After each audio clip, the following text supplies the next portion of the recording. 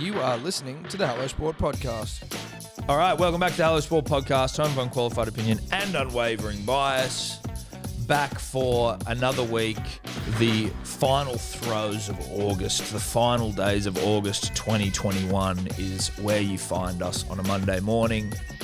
I always plan like earlier in the week to do like the housekeeping shit, like, oi, go follow us here and do this and that, but I forget every time what it is that I was actually going to say, and so I just skip over it. So consider this some housekeeping that makes no sense.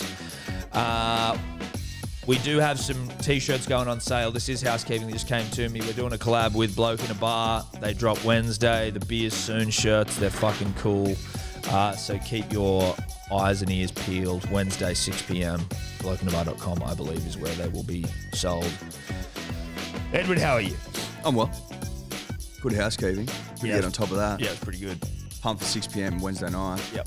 Going to be the greatest shirt drop all time. So I wouldn't want to miss that. No. Just saying. Wouldn't want to miss it. No. That's all I'm saying. Yeah. That's all we're saying. New setup here. New setup.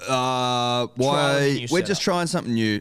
We obviously sat on this couch when we did the live stream, which was received with critical acclaim. And I got to tell you, I like it. I vibe it. And it feels right. We also have the use of A table. a big table that we may start dropping shit onto. It hasn't been dressed yet.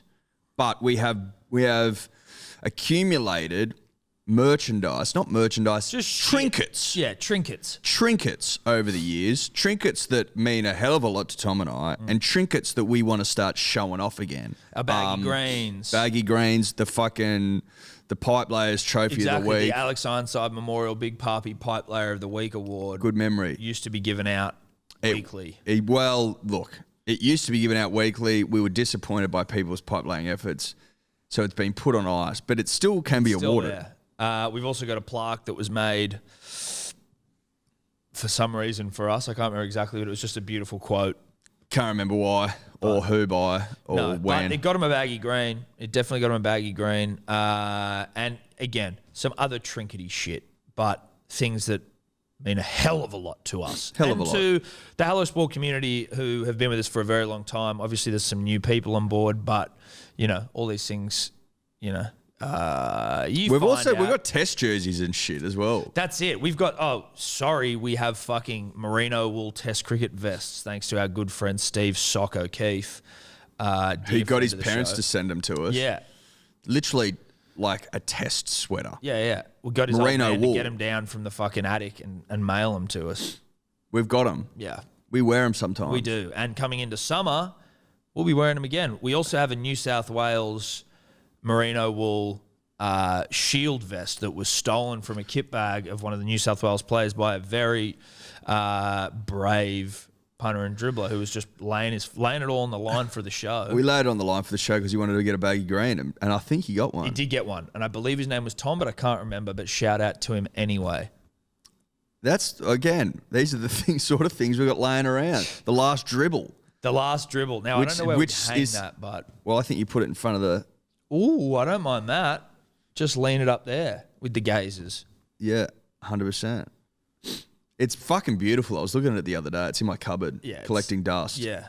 I blew the dust off out of respect and then placed it back in there to gather once more. But it's in good nick. We also have $1,000 worth of butter menthols, which are 100% still for Kelly Slater.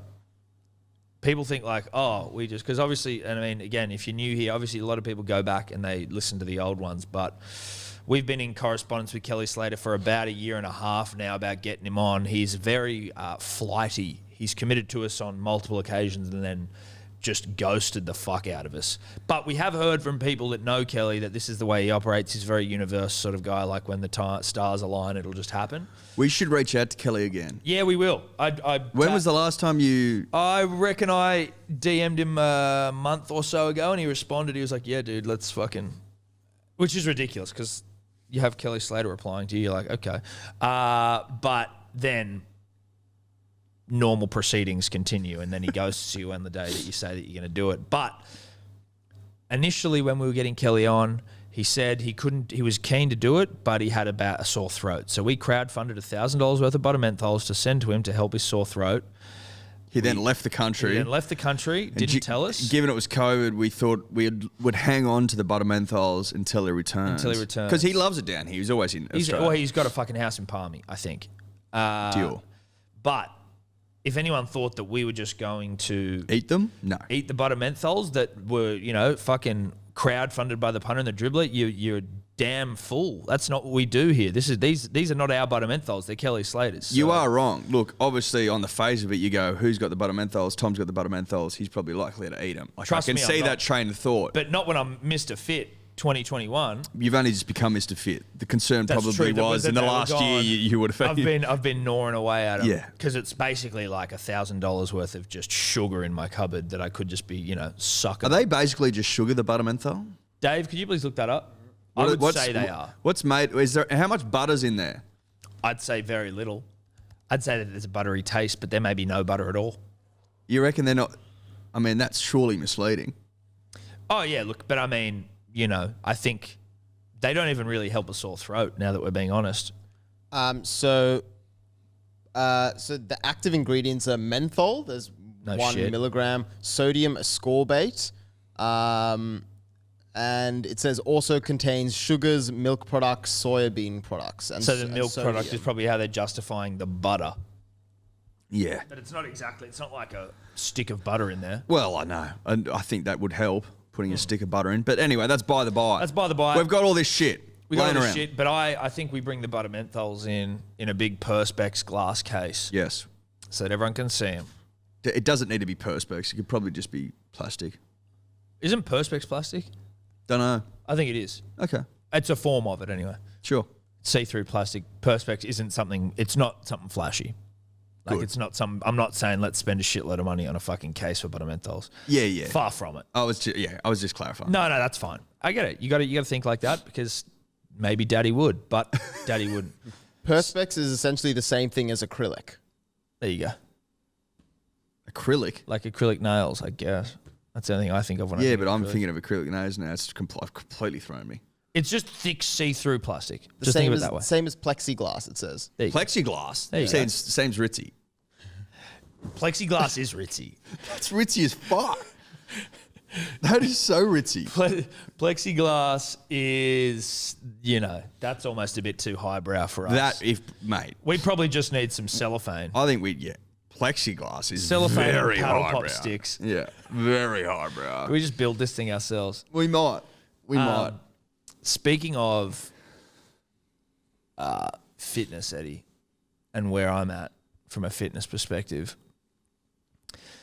I was buoyed to see that during my recent, quest to lose 10 kilos in 3 months, that some fucking dribbler caught me down at Clovelly Beach fucking hitting the pads. Hitting the fucking pads. Dave, can you get that video up? Do you reckon he's hitting the right word?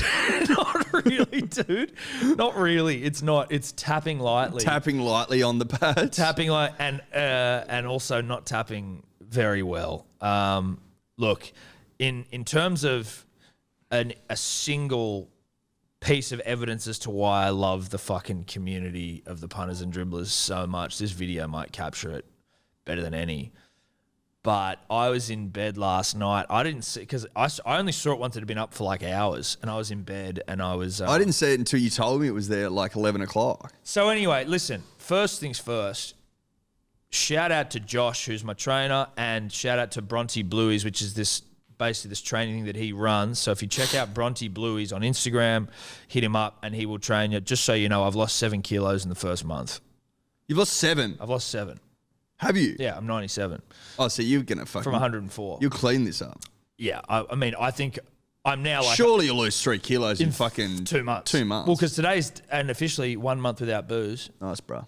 And I'm not actually going to start drinking again either. Like, as in, not never again, but I'm not like, oh, fuck, sick, let's go back and smash piss. Anyway, this is all self-indulgent by the byery. Pause it. So... So we train down at Clovelly, and there's like paths that go along around the beach bit. Yep. Every time we train there, I fucking always see dudes walk past, and like I don't know for certain that there are dribblers who have noticed me, except for one guy yesterday I saw wearing a punters and dribblers hat. But you just see some dudes around this sort of age, like double take or smile as they go past, and I'm like, fuck, I bet that's some dribbler who's just noticed me, like, you know, or like, I just knew it was only a matter of time before a video like this emerged of some dribbler fucking seeing me. And is this gonna, are you gonna keep going down there? Well, listen, Eddie, I mean, I didn't know that you and I were too big to train publicly now. But are you gonna? Nah, fuck it. I don't care, mate. This is funny. I'm just like the punter and the dribbler. If you want to see Tom in action, you want to see him in the flesh. Get down to Clovelly. What time's he down there? Well, this was what day? Was this Sunday? So this was sometime on a Sunday. I go Friday sometime. Get down there and film me embarrassing myself. So let's just hit play. Look, I've seen it now a couple of times. Hit play, Dave. You look like you are stuck in mud. The footwork is... Ella was like, his feet don't move. No. The whole time. No. I'm like, yeah, I know. It's hilarious. No. I mean, so the part of the reason for being on the sand is for the shin splints, but like also what's great in the video is just the horrible timing I've got. Like I'm fucking missing out.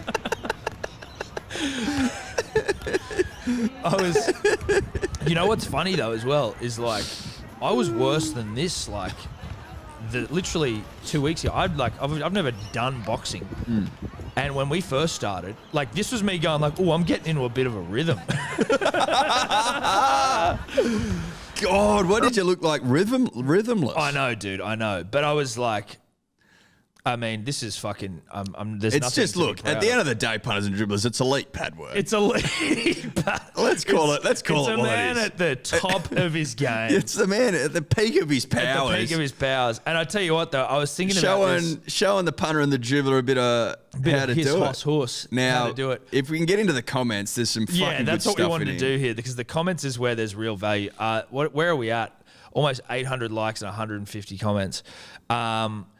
I was actually, to be honest, I'm glad that no one got me a couple of weeks ago when we were doing runs and swims. So we were swimming out like to a certain point and then running to the back of the beach and then back out, and we did it like 5 or 6 times.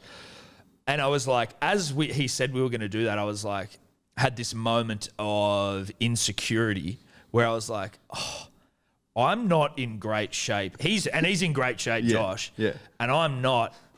And like I'm fucking flabby as shit. And just the idea of like my bouncing fucking guts and tits up and down the beach, I was like, fuck, I really don't want to do this. Did you wear a rashie? No, I just fucking ripped. I was like, fuck it, who gives a shit? But I had a moment of it being like, oh God. But would you have liked the security that a rashie can provide? No, dude. I'd prefer to be seen jogging shirtless than be jogging in a rashie because a rashie looks like you're embarrassed by it. I was like, at the end, I just went, fuck it. But so let's just go up to the top, Dave. Back where we. So Tate, trainer's hands must have been stinging after that session.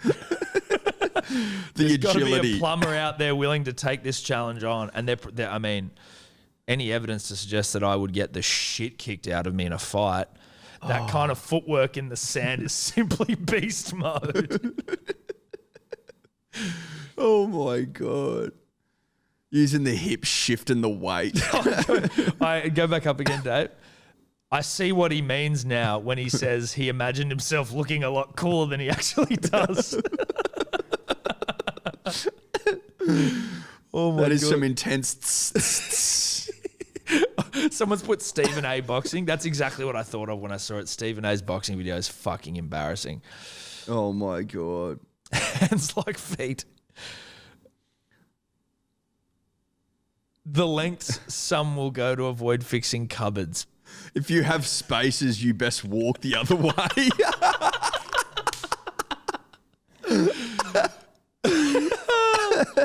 Holy shit. Holy fuck. That's almost the pig of them. Yeah. The Clovelly clobber. Shocking day to be a pad.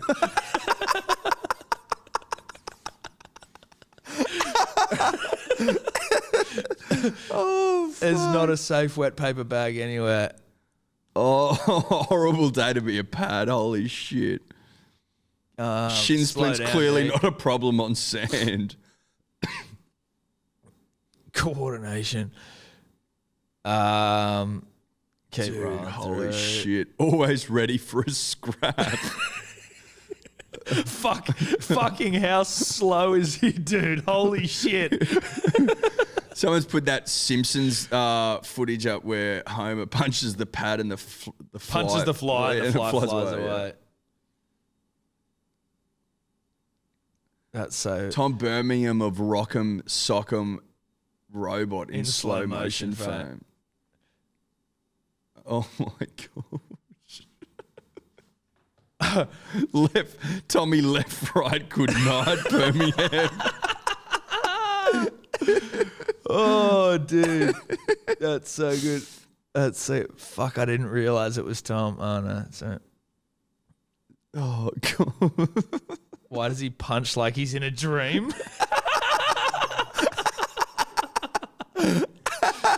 Was this uploaded in slow motion? Holy fuck. Dude. Anyone with spaces, yeah. Dude, the comment section's fucking hilarious. Why does it look like he's in a dream? Holy I'm shit. fucking crying. Knocking skins off custard since 2021.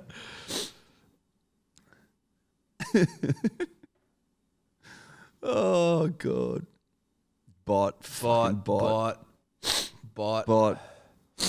Delete them, Dave. Can you? Not right now. I'd pay to see this thick boy throwing haymakers at plumbers in poorly lit RSL. Yeah. I wouldn't. I'd get fucking mauled. Bad day to be a grey shirt.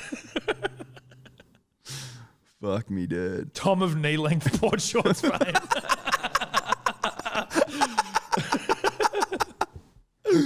Holy fuck.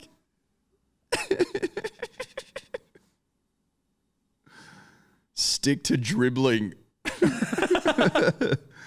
Oh my god. Tom of SMP shin basher boardy fame. Oh, fuck. You love a knee-length boardy. That's so funny. Oh my god. That is so good. I feel sorry for Josh, who has to fucking stand there and watch me try and hit pads. Oh my god. Anyway, thanks to... Who was the guy that fucking did it, Dave? Who filmed it? That sneaky motherfucker. Zach Callahan. Fuck you, Zach, but also thank you. That was funny. That's so good, dude. But yeah, shout out to Josh. I'll put something in the stories of Bronte Blueies. It's fucking good, as I said. It is working. And he does he can do bespoke training shit for you. Send you fucking... 7 kilos, dude. That's a lot. Yeah. Love that. That's no mucking around. But yeah, so that was my weekend, Eddie. Did you have anything embarrassing happen to you over the weekend? No, not really, mate. No. That was fucking funny. I really enjoyed that. Yeah. I was in tears last night, man. That was Same. I was in bed and Steph was asleep next to me and I was just pissing myself like, oh my God, that is fucking fantastic. Gotta love it. Yeah. If you haven't seen it, you got to be in punters and dribblers. Got to be in there. Yeah, got to be in there. Got to be in there doing it. Which is fucking flying. Flying. Punters and dribblers is flying. Great to see. You love to see it. Should we dribble? Or talk some sport, rather? Yeah, fuck it. Let's rip in. All right, Ed. So there's been a shitload of dribbling yarn from the weekend, predominantly in the world of rugby league. First thing I think that's probably the biggest would be the Latrell Mitchell situation. Would you say that's fair? Look, I think based on my news feeds, Tom, Yeah. I'd say that's certainly number one. It's a hell of a yarn. He obviously, if you're living under a rock, metaphorical or otherwise. It'd have to be a big rock, even if you were under a rock, Yeah. metaphorical or otherwise. I'd find it very hard to believe you weren't around this yarn. The rock would have to be immense. It'd have to be one of the biggest rocks all time. You might have to be living under Uluru. Well, it would have to be a rock of such epic proportions, Tom, that since Saturday night you haven't had a chance to walk from under it. Yeah, you've existed entirely under the rock since Friday. Like, how far do you reckon you could walk in that time? Well, that's true. It was Friday as well. You'd have to be still, even if you. That's a good 48 hours of walking. Yeah. How far do you reckon you can cover in 48 hours? Me personally, probably not. Well, like the average punter and the average dribbler. punter. I mean, 100 Ks. I reckon. That's a big rock. That's a big rock. It's huge. Yeah. So, assuming that you're still trying to get out from under it, that would be the only way that you wouldn't know that Latrell shouldered Joey Manu right to the dome and crumpled his face. Joey was fucking furious. Joey was fuming, walking off. You never see that. You don't see that. Which I think 100% has poured petrol on this fucking yarn. And Latrell, there would have been petrol on this yarn anyway. 100%. But this is now like petrol and a flame. So Latrell suspended for 6 weeks, took the early guilty plea, out for the season. Joey Manu probably out for the season, you would assume, with... Best case he's back, like. For the grand final, if they make it. Depressed fractures of the cheekbone, fractured or broken orbital bone. His face is fucked. And as he was walking off, he blew his nose. It's what Cowboy Cerrone did as well against Tony Ferguson, which you're not meant to do because they say there's like an overwhelming feeling to like clear your nose for like pressure, but it just blew up his eye. There's footage of his eye just going, and that's why it was swelling up. Anyway, he walks off like fucking pissed off at Latrell. I'm just going to come out and say it. Obviously, it's bad, and suspension is reasonable. I don't think Latrell's that really a dirty of a player. I don't get that vibe from him. Like, for me, dirty players are like back when Gal and Greg Bird had like pullet stitches in someone's face, or like Jared Warrior-Hargraves. You know what I mean? Like those players, like Latrell, to me, that's an accident.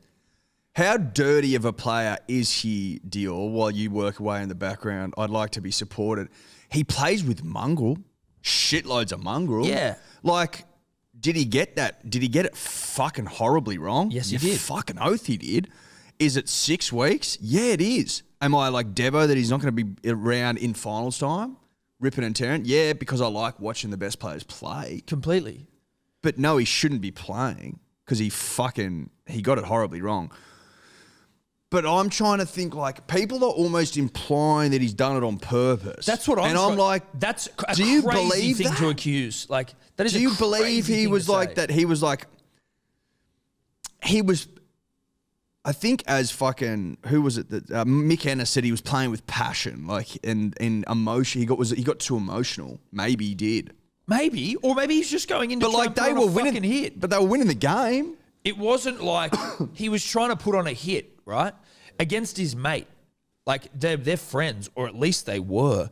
I don't understand. They were some good mates. But that's what I mean. I'm like, to accuse him of trying to intentionally maim his fucking friend, even if they weren't friends, to intentionally maim anyone is fucking crazy town to me. Like, that just shows, you talk about emotional, accusing someone of that, I feel like you're too emotionally invested in this yarn if you're trying to say to me that Latrell, there was any intent there from him other than to just put on a big hit, which he got wrong.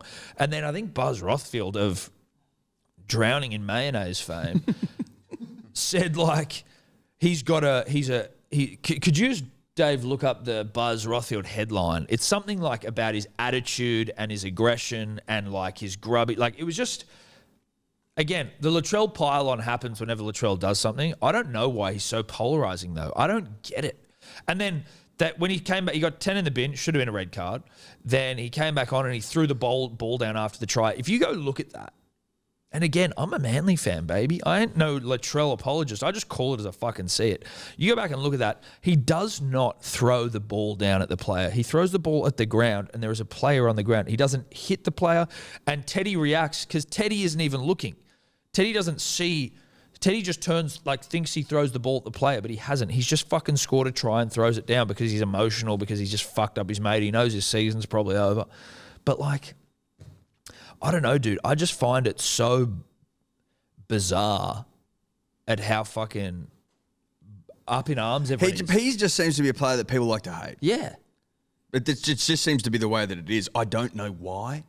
I don't know if he's fucking ruffled feathers when he left the Roosters and wanted a big deal, and like if that got people offside. Fucked if I know. Maybe people are offside because he fucking seemingly, didn't have a crack when he had the Blues jersey on a couple of years ago. Like, has that fed into it? I just don't get it. I don't get the Latrell hate. But obviously here it's like, yeah, he fucked up. Apparently Jared Hargraves was like fucking arcing up after the game. Yeah, but does that surprise you?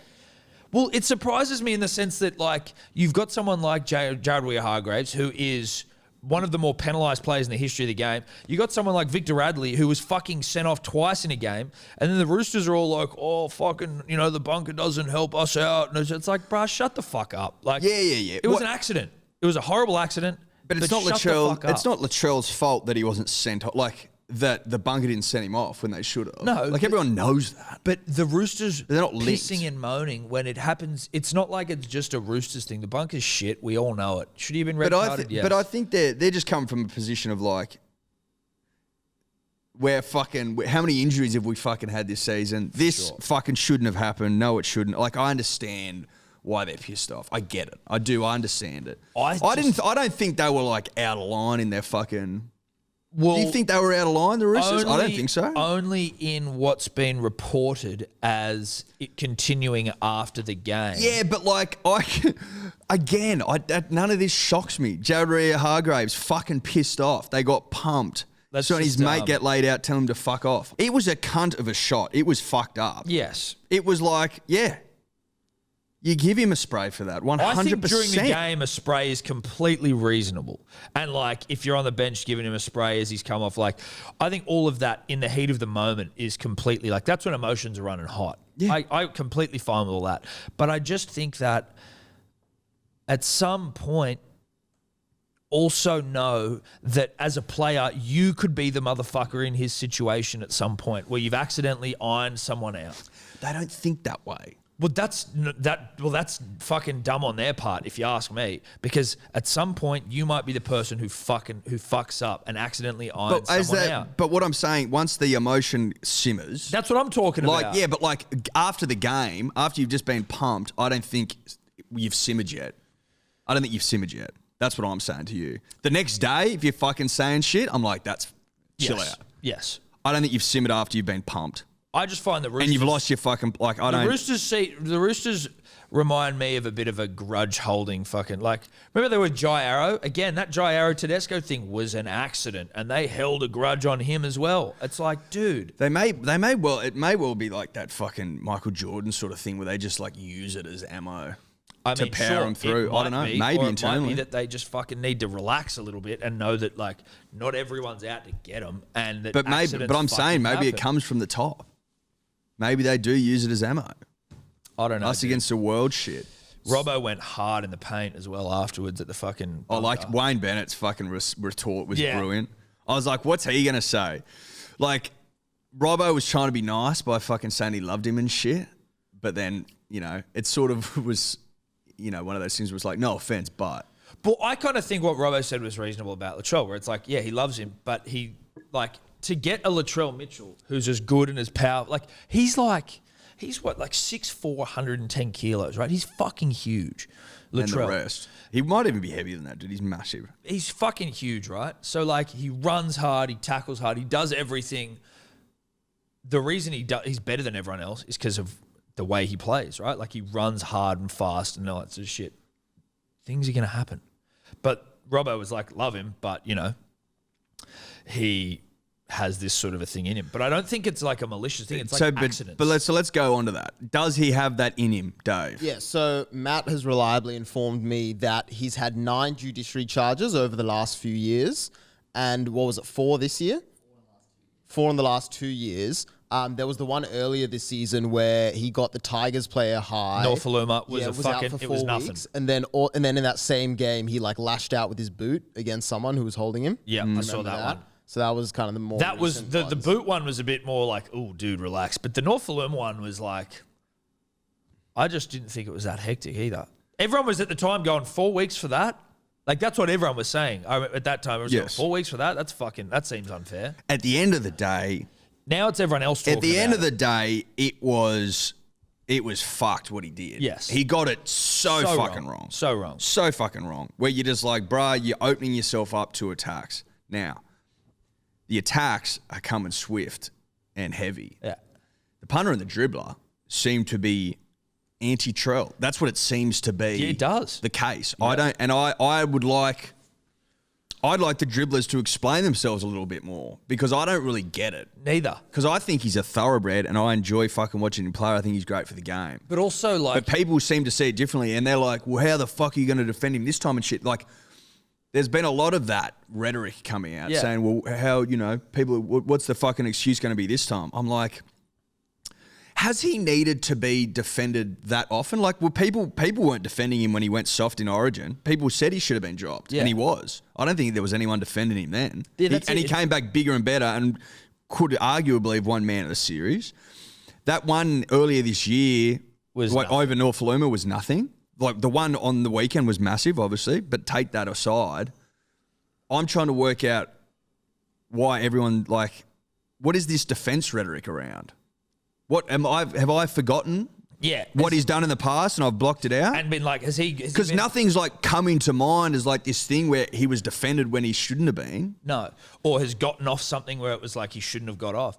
It seems like he's always copped more than he probably like deserved. Everyone's like fucking had the shits when he shopped himself around trying to get his best price. It's like, so what? Yeah, I feel like he's unfairly maligned. And that's my take. Yeah. That's how I see it. And he's one of the biggest names in the game, and that's all good. Now you could fucking sit me down and go, what about this and this and this and this and this? Shit I've forgotten about. You know what, dude? I don't think that's... But I think you pay enough attention to rugby league to know that ain't the fucking case. Dave, did you find that article for Buzz? There was one where he called him out of control. Was this recently? The one you were asking? Yeah. What was the headline? It said... Buzz, out of control, the Trell will cost NRL for years. NRL for years? What the fuck does that even mean? Yeah. I don't know that it's behind a paywall.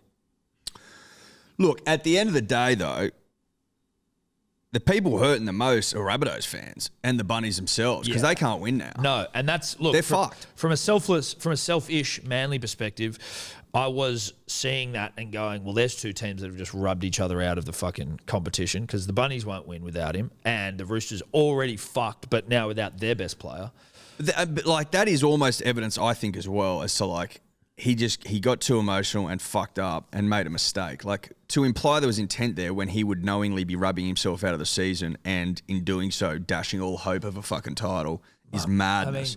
That implies he's playing for no reason at all. But more so... to imply that this individual who, without knowing him, seems like a fucking nice guy, right? Like, family man, fucking, has intentionally gone in there to try and hurt his friend is just ridiculous.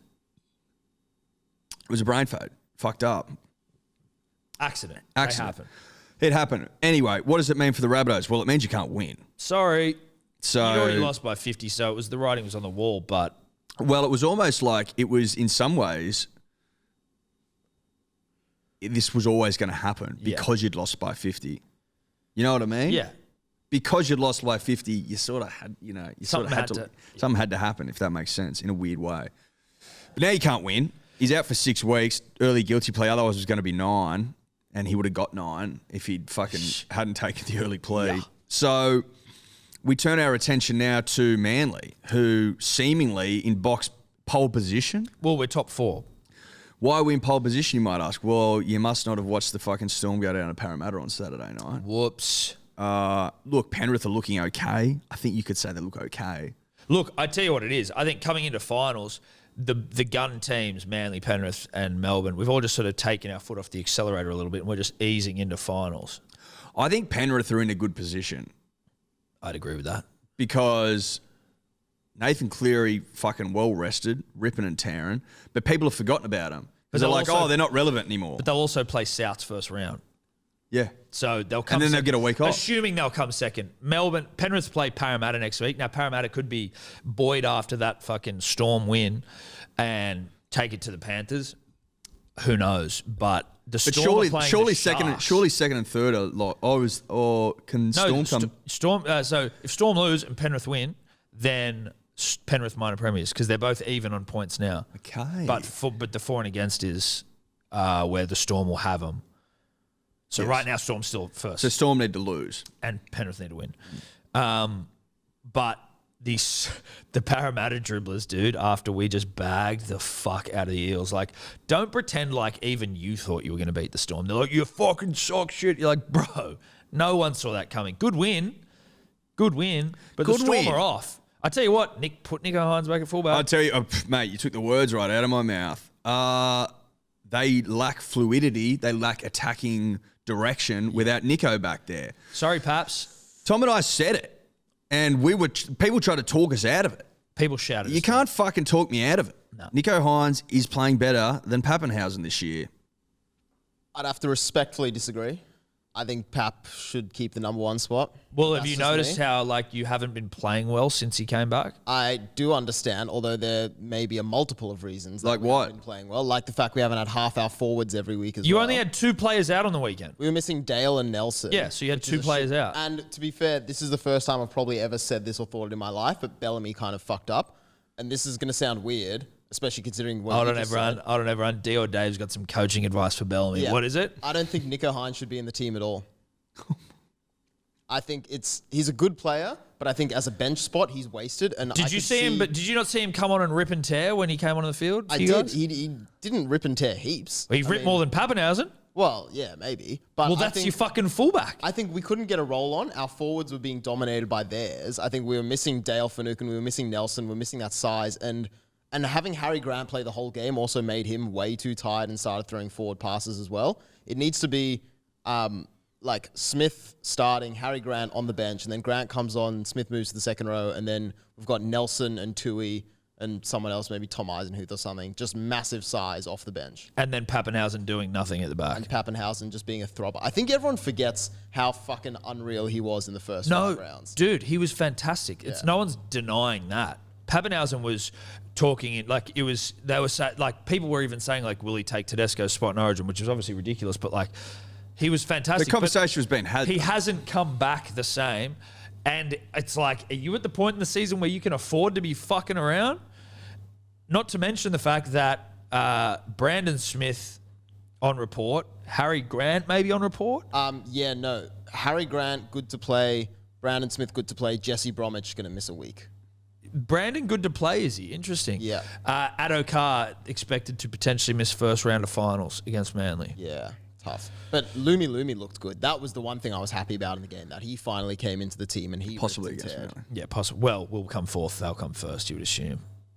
Unless you never know. You never know. Rugby leagues. It's an interesting Tetris. It'll throw up curveballs. It will. You can rely on rugby league to throw up a rugby league curveball. So your advice to Craig Bellamy, Dave, is to drop Nico Hines altogether. Yeah, I think Nico 18th man. Wow. But to be honest, I have complete trust in Bellamy because Doesn't sound like it. No, it doesn't. It must have been 2019 or 2020 or something.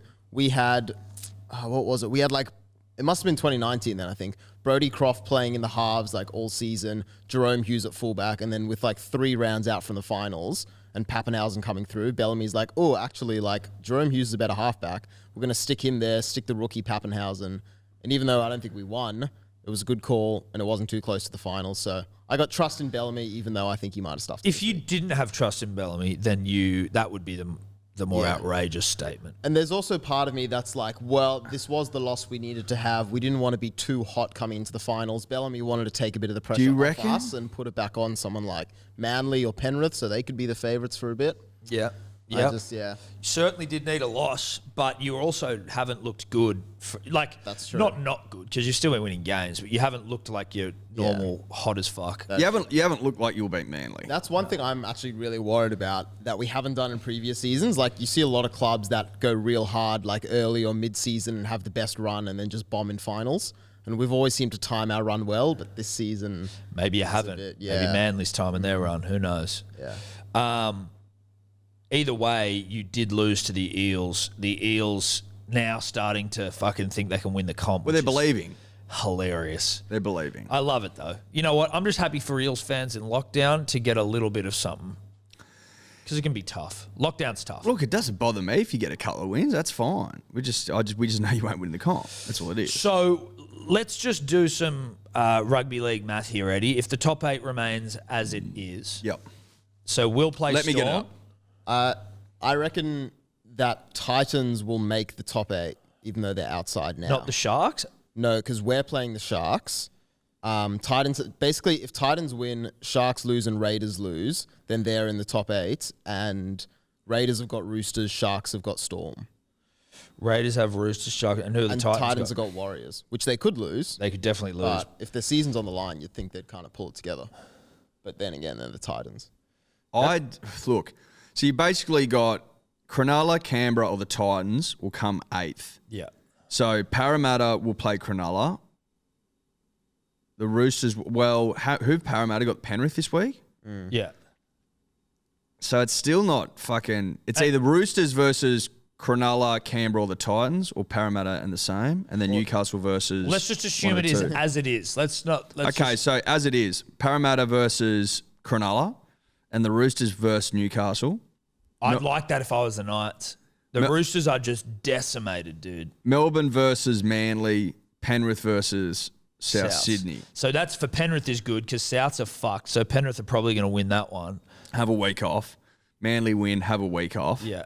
Then Melbourne will play the winner of Roosters and Newcastle. Which again is good for them. But it's also good for the Knights because the Storm will be coming off it. And then Melbourne would cross over and play Penrith. And Didn't you guys lose to the Knights this season? no. My bad.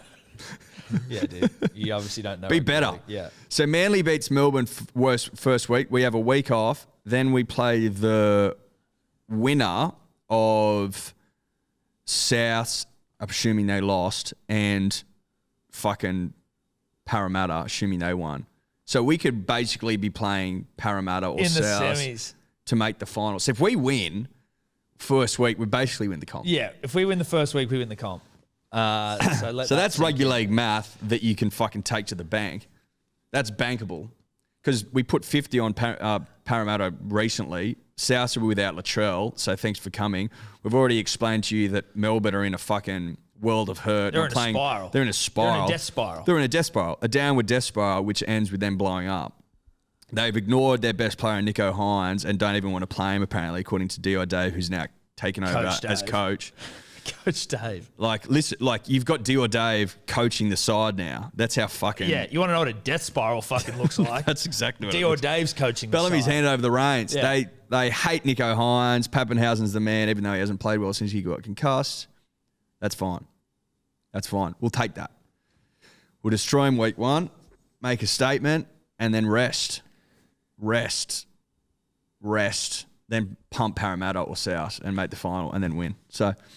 That's all very exciting things to be on the horizon for Manly fans and rugby league fans in general. I do think that, Eddie, whatever it is, if we win the comp, we have to commit to not sleeping that night and bending through to the podcast the next morning. Yep, we can do that. And it's under the guise of work, lockdowns, whatever. You know, the lockdown's probably eased, but maybe we just sit here and we just live stream. The descent. The descent all night. No, we couldn't. No, we won't be doing that. I don't think we won't be doing that. Look, Eddie, we've obviously we had to talk about the big issues, but we've kind of been padding until this one, if I can be honest with everyone. And it's one of the greater mid-season scandals, but a rugby league scandal. It's bizarre in its fucking specificity. Lachlan Lewis. The curious case of Lachlan Lewis. The curious case, yeah. Now, Lachlan, of Wally Lewis nephew fame, of Bulldogs half fame, of apparent oddball fame, if you believe the rumours, he has allegedly stolen a NRL issue club speaker boombox from the Bulldogs and tried to sell it on eBay. Just the one? I believe so. Now, How's he been done in? I don't know how he's been caught. I don't know if someone's dobbed on him, but apparently he was doing it for a joke. A joke? Look, saying you did it for a joke appears to me to be the last attempts of a dying man. The last attempts of a desperate individual trying to spin yarn. Yeah. When there's no spin yarn for your life. Well, he's trying to spin yarn for his lifetime, but he's quickly realizing as he's spinning the final yarn that he's out of yarn. He's out of yarn. Fuck. This Holy is my shit. last yarn to spin. I've got no yarn left. Now I've just got fucking, knitting needles and no yarn with which to spin.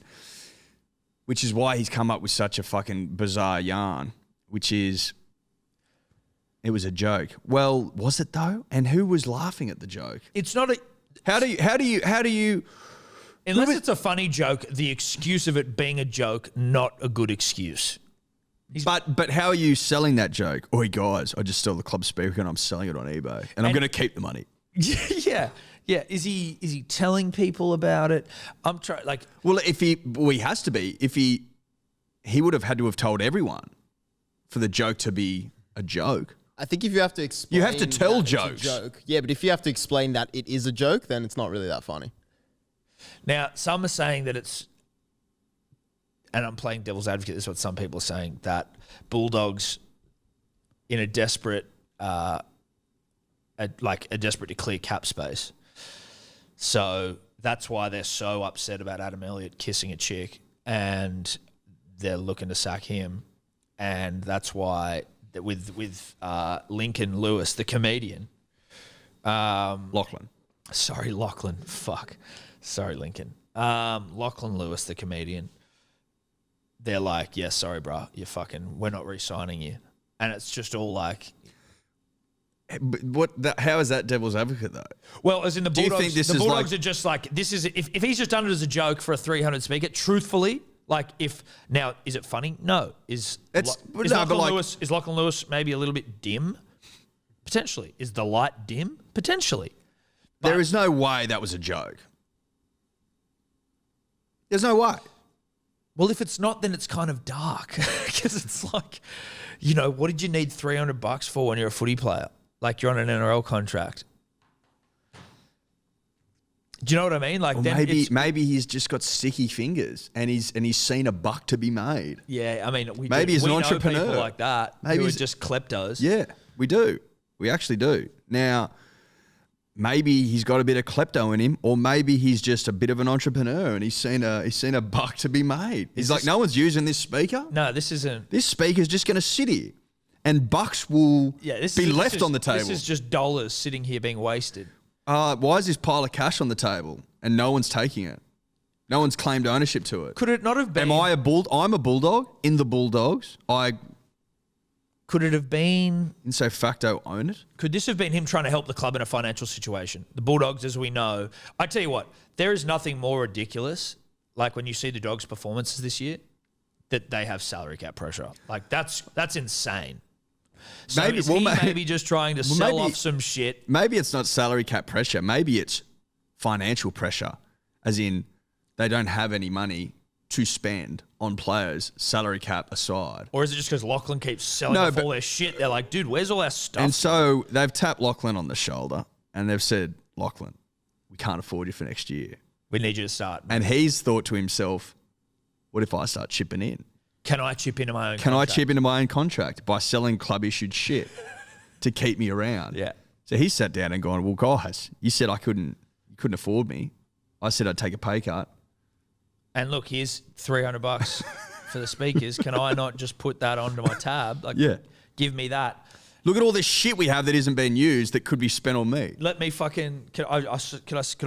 Are we using those balls? Well, yeah, Lachlan, they're for training. Yeah, but do we need all? Do we need all of them? Who the fuck needs that many balls? Do we need all of them? Could we not theoretically just get the whole team to sign a couple of them? Give me 3 balls. Give me 3. We've got 30. Give me 3.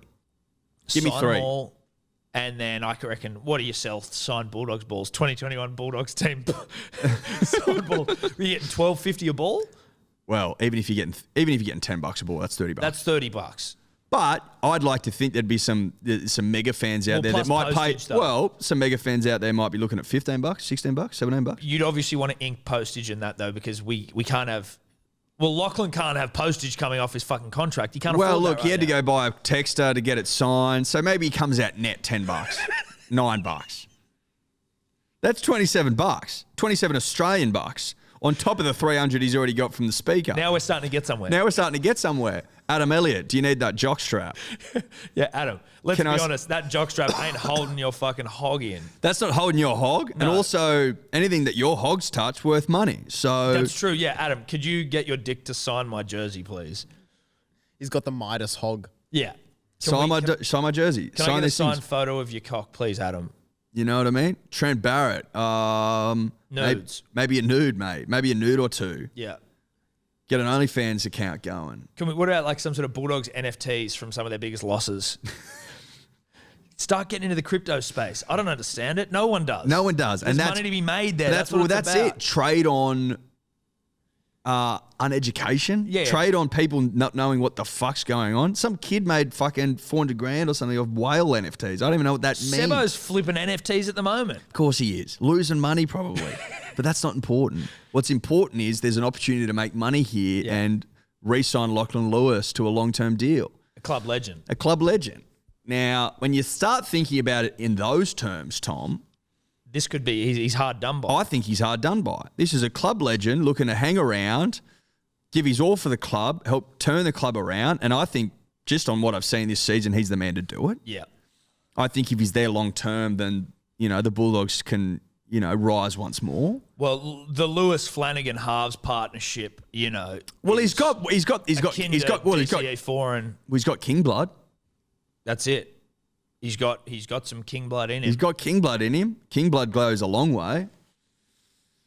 And I think that he's seen an opportunity to help subsidise his, enormous wages, and he's taken it. Is there anything else he can sell? I'm just trying to think about some potential opportunities. Obviously, we've got club kit, we've got footies. NFTs obviously a little bit more, there's a little bit more involved, but with this generation, NFTs is something you got to consider. But we just need to try and think of some things that that Lachlan can do to keep himself around. Well, does he start to sell part of his body, Tom? Tattoo him up. Sponsorship on the skin. On skin sponsorship, which we haven't seen a whole lot of, but has been explored in theory. And in theory, I think it works. Well, it's been explored in the boxing game where they get fucking henna tattoos of someone's plumbing on the back of there. Obviously the forearms, the neck, maybe even the face. Lachlan Lewis, according to Wikipedia, is a plumber.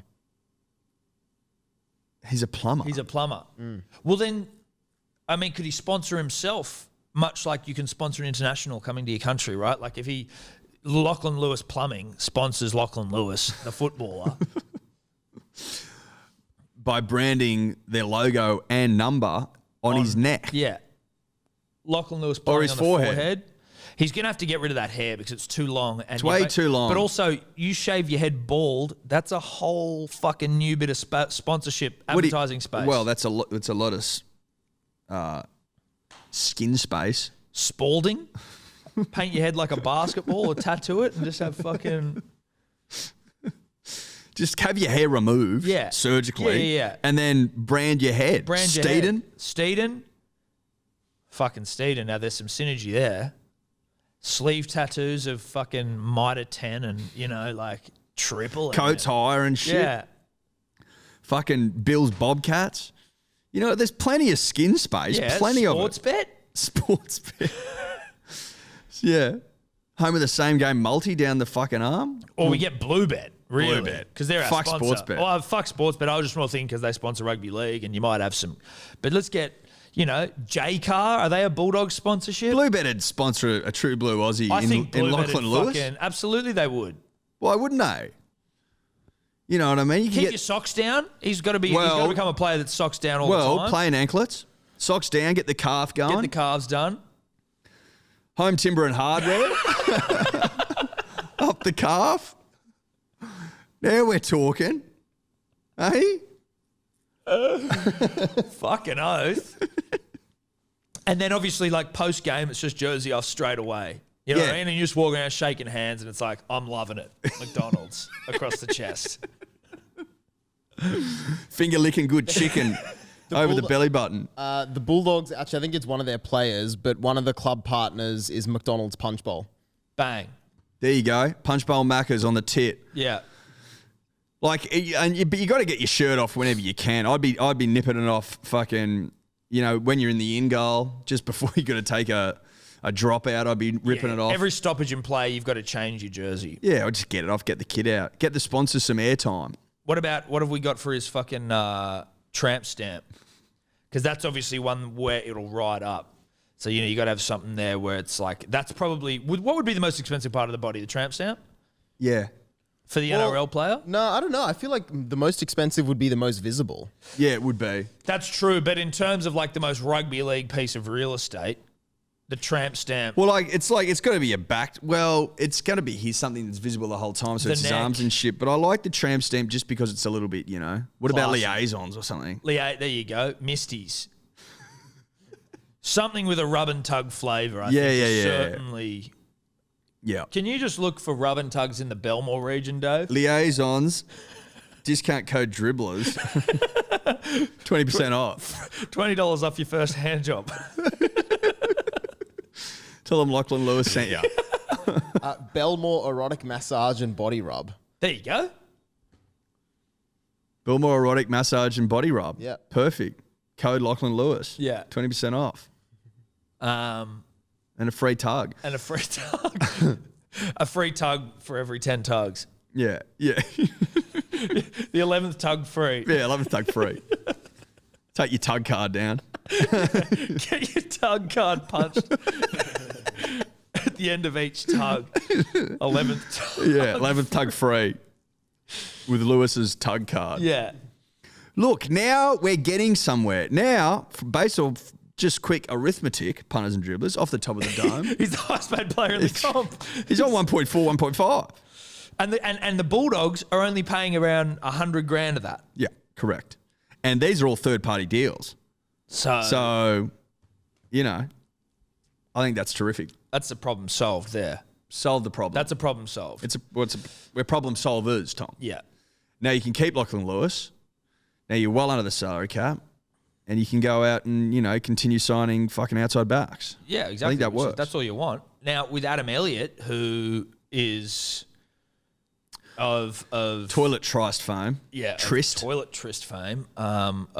He got too much hog for one man to handle? Well, is that what it is?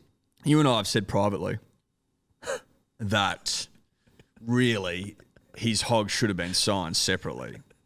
Yeah, they're actually that's not a salary cap fucking rort as it is. I think the auditors privately are looking into it because it's a hell of a hog. And it's also clearly got a mind of its own. And I do think, part of me thinks that this thing might the hog's taking him for a bit of a ride. Yeah. You know what I mean? This thing though, like what would the intelligence level of this hog be like? Would it be able to like recognize itself in a mirror?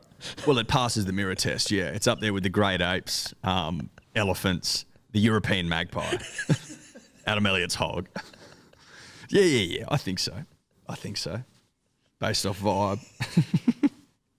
The thing's fucking insane. It's a smart hog, and when it's got a mind of its own, and it's got the means to sort of play rugby league at a high level.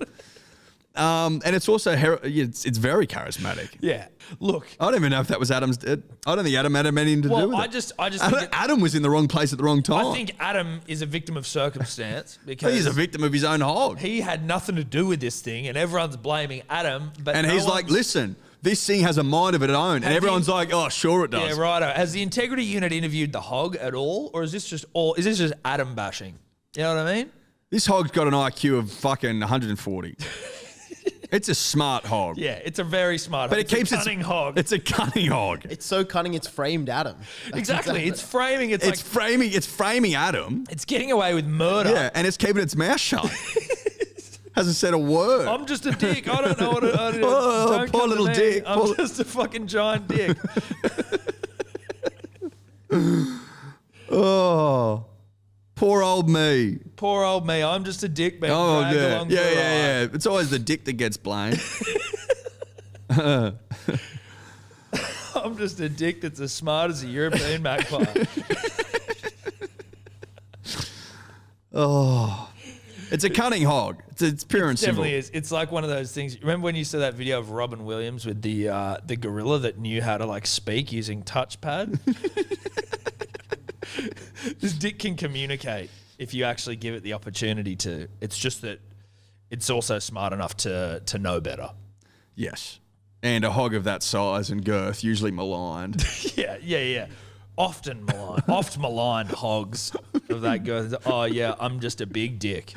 That's all I am. I'm so much more than just a big dick. Yeah. I'm so much more. I know my times tables. Look. All the way up to 12. Yeah. 13 even. 13. Is there, and I don't want to, this is controversial, but are we even sure that Lachlan Lewis sold that fucking thing, or was this the hog? Was this Adam Elliott's dick just being a fucking scallywag? Clearing room for himself. Clearing room for himself. He's like, they're coming from, they know now, the gig's up. They know that me and Adam are two for the price of one at this point. And I got a clear cap space. I got a clear cap space because I'm a marquee signing at this point. So here I am. Look, are we rolling Lachlan's this? not a fucking sharp tool as we know. So No. And then he's at a. So obviously Lachlan's been framed. Originally he's been like, fucking, it wasn't me. And the hog has had a whisper in his ear and gone, tell him it was a joke.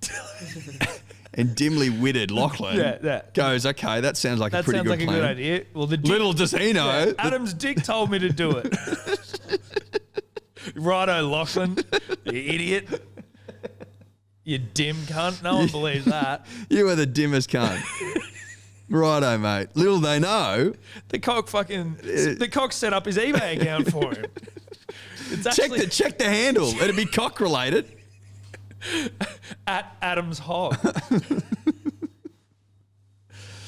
So what are we saying? Where to from here? Well, firstly, it's justice for Lachlan Lewis, the dimmest player in rugby league. Who's been set up by a very smart hog. Yeah. But it's going to be interesting to see what the Bulldogs do about separating Hog and Elliott. Art from the artist. Art from the artist, if you will, yeah. Because they've got a hell of a problem on their hands because the auditors, I think, are going to rule in favour of, well, you've got two players for the price of one, essentially. Yeah. I mean, that hog chucks a fair bit of nut. Well, it does, and it's like you're getting, for one interchange, you're getting two players on the field. That's exactly right. He's got an offload in him as well. He's got more strings to his bow as the hog than Adam. Yeah, Well, you'd argue he's a better player. He's probably more of a rounded footballer. Yeah. You could say. Yeah. More complete. More complete, yeah. Which is no disrespect to Adam Elliott. He's a hell of a player. No. He's a hell of a player as well, but his dick just has probably a few more strings to its bow. I would say that, yeah. A more complete rugby league footballer. Versatile. Can play on the edge, can play in the middle. Yeah. Can do a job. My word, he can do a job. Has done a job. Yeah, has done many jobs. Yeah. Ploughed many fields. Yes. And, I mean, seems to be a sociopath because he's fucking... Well, I mean, he's not afraid to do the dirty work. No, but he's thrown poor old Lachlan... he's thrown poor old Lachlan under the bus. You know what I mean? Yeah, to save his soul, save his own soul. Yeah, I mean, it makes sense. It makes sense. Anyway, look, watch this space. Very interesting rugby league story developing. It's a developing story, so we can only go off what we've seen and know. For the first time in history, 3 players from one club have scored 20 there tries you or go, more. Eddie. Sorry to everyone who doesn't have the best back 3 in the competition, but Manly does, so allow us to wax lyrical for a second. 60 tries plus between Saab, Tommy, and Ruben. How do you feel if you're a Dragons fan? Letting 2 of the 3 go. Yeah, sorry that you had Saab and Ruben and you don't understand what talent looks like, so you let them go. I couldn't even name the Dragons wingers. Cody Ramsey and Ravalawa. I don't even know if they have wingers. Do they even play wingers? I don't know if they do. I feel like they just gave them up and fucking... They might have just gone like, you know what, we'll just play like with... Let's just play with 11. Or just like extra forwards somehow. Can we just have flankers in our scrums? Yeah. Who knows? The Dragons. Playing a vibe. But yeah, 20 tries plus each. Yep. Ridiculous. Yep. Thoughts on the turbo try from this week? Which one? He scored there fucking was another three, three. bro. Yeah, the one that wasn't really a try. Well, one he scored. It never left his body, so it was a try. He You held know how on. rugby league works or not? Yeah, I don't think Dave. Well, Coach Dave. That was a try from Tommy. He had another one fucking taken off him, which was just before the line, but you could argue that it was fucking still a try somehow. I would have tried. I would have given him 4, Tom. Saab left a couple out there on the weekend. You did. Like, He did, which would annoy producer Matty, who has one of the great multis all time, fucking oh really? potentially going to come off. Oh, you didn't hear Tom. Matty, it's probably worth repeating. Yeah, get on the mic. So at the start of the year, I put $30 on Tupou, most tries for Roosters, Johnson, most tries for South, Coates, most tries for Broncos, Rapana, most tries for Raiders, Adokar, most tries for Storm, and Saab, most tries for Manly. The first 5 are pretty much locked in. Saab and Turbo are 22 each coming into this week. $4,000 on the line. Oh, Matty, that's a bet and a half. It's a great bet. That's a great fucking bet, dude. That's a great. Those 3 tries from Turbo must have. Yeah, Saab's try at the end was good, and Saab dropping over the line was not good. No, Saab had a couple. He had a couple that fucking. Well, the drop over the line was obviously, but that was the thing with that Manly game. It was so frustrating to watch. It was a frustrating game. It was a frustrating game to watch, but that bet, Matty, is fucking phenomenal. Also, as we, get on our knees for our back 3, we also have to stay on our knees for our leading point scorer in Ruben Garrick. He, I think, is a couple of points off the season record for a player, regular season record. So assuming we do the Cowboys next week, he's only, I think, hasn't, just check it, Dave, because I'm not sure, but that couldn't be correct. Or maybe, I saw some players got 300, but that may be for finals included.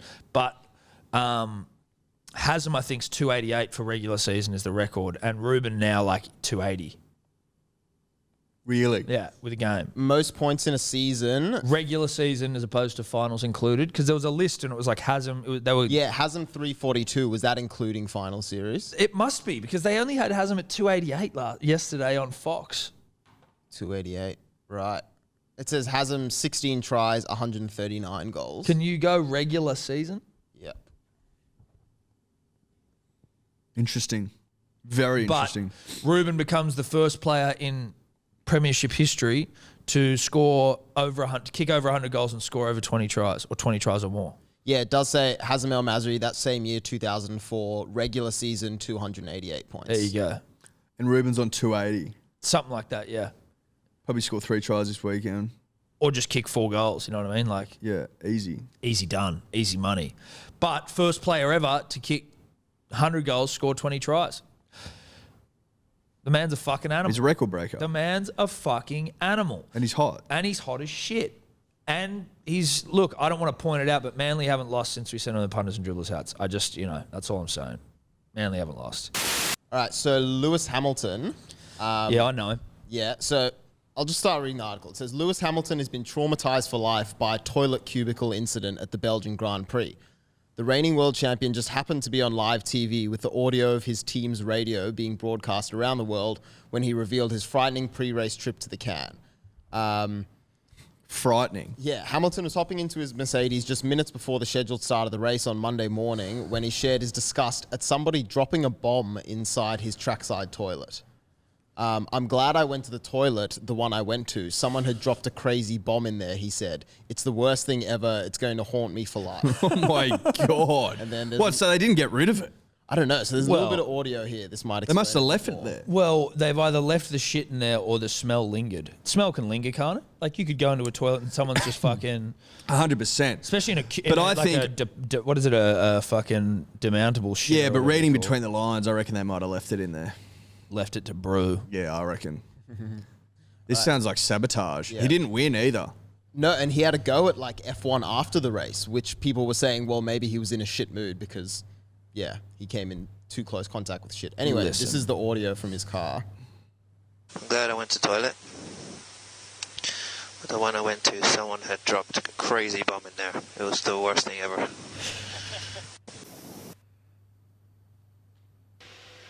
The pros and cons, Lewis. It's going to haunt me for life. I'm glad I went to the toilet. That was it. The pros and cons? The pros and cons of what?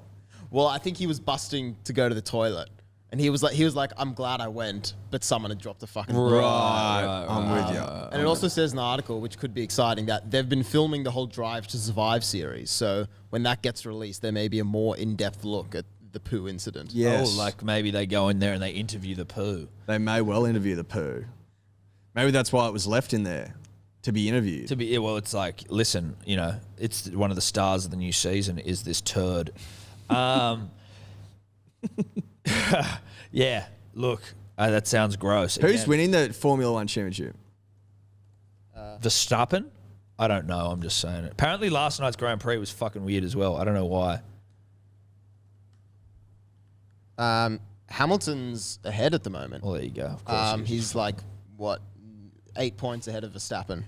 Is he close to the GOAT in Formula One? Well, if he wins this season, he will go past Schumacher for most. yeah. They're equal at the moment. Right. So you would have to, based on numbers alone, he's the GOAT. Yeah, right, okay. A purist may argue differently, but I mean, that's for them to argue. Yeah, that's for people who are like rev heads who are like, no, but he can't drive as well. Senna's the best. Okay, dude. Hey, okay, dude. Oi. Sure. All right. Sure, dude. Dave. Yes. You said to me while Eddie was off in the little boys' room that Usain Bolt of Central Coast Mariners fame has released an album?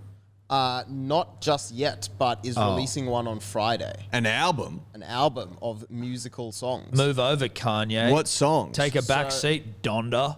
It's a dancehall album, which is like Jamaican kind of Caribbean style, which is like reggae, but more upbeat and more like dance clubby. Okay. You'll probably hear a bit of it. Basically, it's a collaboration between him and a guy called NJ, who's Nugent Walker, who's Bolt's manager and like childhood friend. Right. Okay. It's in 2010, Bolt appointed NJ as his executive manager to manage his business and personal affairs. So they've been working together for a while. They've released a few singles. Yep. But on Friday, they're dropping their album. That's called Country Utes. Utes with a Y. Right. Y-U-T-E-S. That must mean so. Is he singing on this thing? I'm not sure, but we'll hear in the song, but he has said his aim is to win a Grammy. He said that's his end goal. Of course it is. But you got to respect Usain because he always aims for the stars. Fucking oath you do. Like when he was like, I want to play football for Manchester United, having never played really. It's There's probably an element though that comes from being like the absolute fucking greatest. But if you're the quickest man to have ever lived, then nothing's out and of you're your the greatest, reach. you're the greatest track and field star of all time. Nothing's out of your reach. Nothing. Or at least that's the mindset you have because that's the mindset. That's such a flex to be like, I am the quickest man ever in the history of man. That is a flex. But like if you were to be like, I want to play for Manchester United, you're like, you're righto, fuckhead. But like if you're Usain Bolt, it's kind of like, well, it could be. Yeah, I get it. I can't hear anything you do. Neither. No, I haven't started it yet. Oh, it's weird that it's playing. Oh shit. Hang on. Why can't we hear? Give me a sec. It might have to come through the TV speakers. That's all right. Okay. As long as I can hear it. Or just the TV's muted though, right? So you just got to unmute the TV and then play it. That'll be right. Yeah, I was trying to get it through the headphones, but I think. But you might still be able to, because if it's playing on the TV but the TV is muted. All right, let's see how we go. No. Tom doesn't know what he's talking about. Of course you don't. That should surprise no one. No, it shouldn't really. I mean, you all saw me boxing. So. Love this. Oh, the fucking Still no sound, I don't think. handshake at the start. Is the TV... Have you got the TV remote? Yeah. Oh, wait, the sound... Hang on, the sound remote's a different remote. There you go. I was fucking right.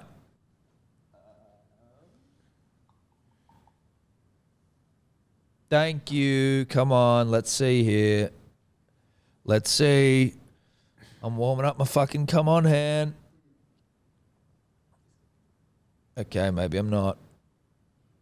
But the TV... I feel like it's going to come through the TV, but it may not.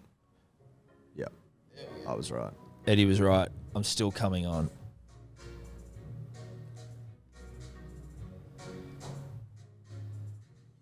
Just some hotties walking there. Look at this. Oh, you saying I'm going going to after get... Yeah, him. fuck yeah.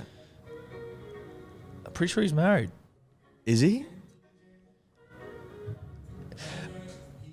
I find these music videos, if they're filmed on too high quality a camera, it looks worse. Yes, it does. Looks too good. Yeah. It looks... It's like 4K, fake. fucking 8K, whatever it is. It's just like, it's too much. But basically, if you can hear it in the background, look, I'm not mad at the music. I'd love to just sort of be out of lockdown in the summer and have this playing at this beach party with a lot of Jamaican women. Do you think it's an early Grammy shout, Tom? Well, I'm not a selector, but it's certainly, if Usain starts to sing, then yes. Oh, look at him going down. He'll need to start singing. He'll need to start singing. He's going to need to sing if there's any Grammys going around. Jesus. It's too high quality. It's too high quality. Pouring beer on chicks' asses. Turn it down a bit as well. This is how we party. Oh, God. This is basically just Usain's life, I reckon. Yeah, I'd say so. But it's a pretty lame video clip, if I can be honest. Oh, pretty lame, you reckon? Yeah. Yeah. It's you'd almost go a step further, I reckon. Yeah, and say very. It's horrendous. Yeah. No offense. No offense to Usain, who obviously we consider a close personal friend. But so Usain's not doing shit here. Well, Usain's not singing. He's just going down slippery dips. It's almost like he's just trying to help his mate launch a music career. That's exactly what it is. All right, turn this shit off, Dave. G'day, boys. Just listening to the fucking podcast. We just keep talking about Doogs being a wild boy with this Yes Home and this Bathurst. Fuck me dead. Yet Home, Bathurst. It's a hard T. There's no earth. You know better than that, boys, but Dave, fuck you, honestly. Now, we got about 3 different calls saying that we pronounced Yedome wrong. Yeah, okay, cool. Well, that's fine. Yedome. No one only someone from Yedome is going to be upset about the pronunciation of Yedome because no one else knows what the fuck it is. Bathurst. What's wrong with the way we're saying Bathurst? They're probably Bathurst? We're not saying Bathurst. Or are they saying it should be Bathurst? It's Bathurst. Relax. And if we said Bathurst, who cares? Say whatever you want. But if you're trying to tell me it's Bathurst, I'm telling you to fucking chill. And Yetholm, I prefer. I prefer Yetholm as well. Yetholm sounds way better. Yetholm's got a ring to it. It also sounds classier than Yetholm. But shout out to Yetholm. Oh, I was talking to my old man. Shout out to him, and he was like, Chilly boy. Yeah, he goes, I think that motel might be there for other reasons, like hookers. Yeah, that's sort of the vibe I was. That's the vibe I was getting. Like you rent by the hour, not the day, sort of thing.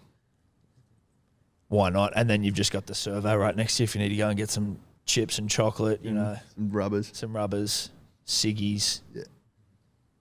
I bought ciggies on the weekend. I don't smoke, obviously, but I bought some. Why'd you buy them? To go with my vegan cigarettes. And you bought a deck? Yeah. Ooh. What'd you get? Marlboro Gold. Oh, mate. Did you pump one? That's like Have half one? my paycheck. Fuck no, I didn't know one. Did you feel like having one? No, I don't. But there'll be a time when I will, and I'll probably get a head spin so big that I'll collapse. But no, I don't feel like cigarettes. Good for you, man. Thank you so much, everyone. All right, moving on.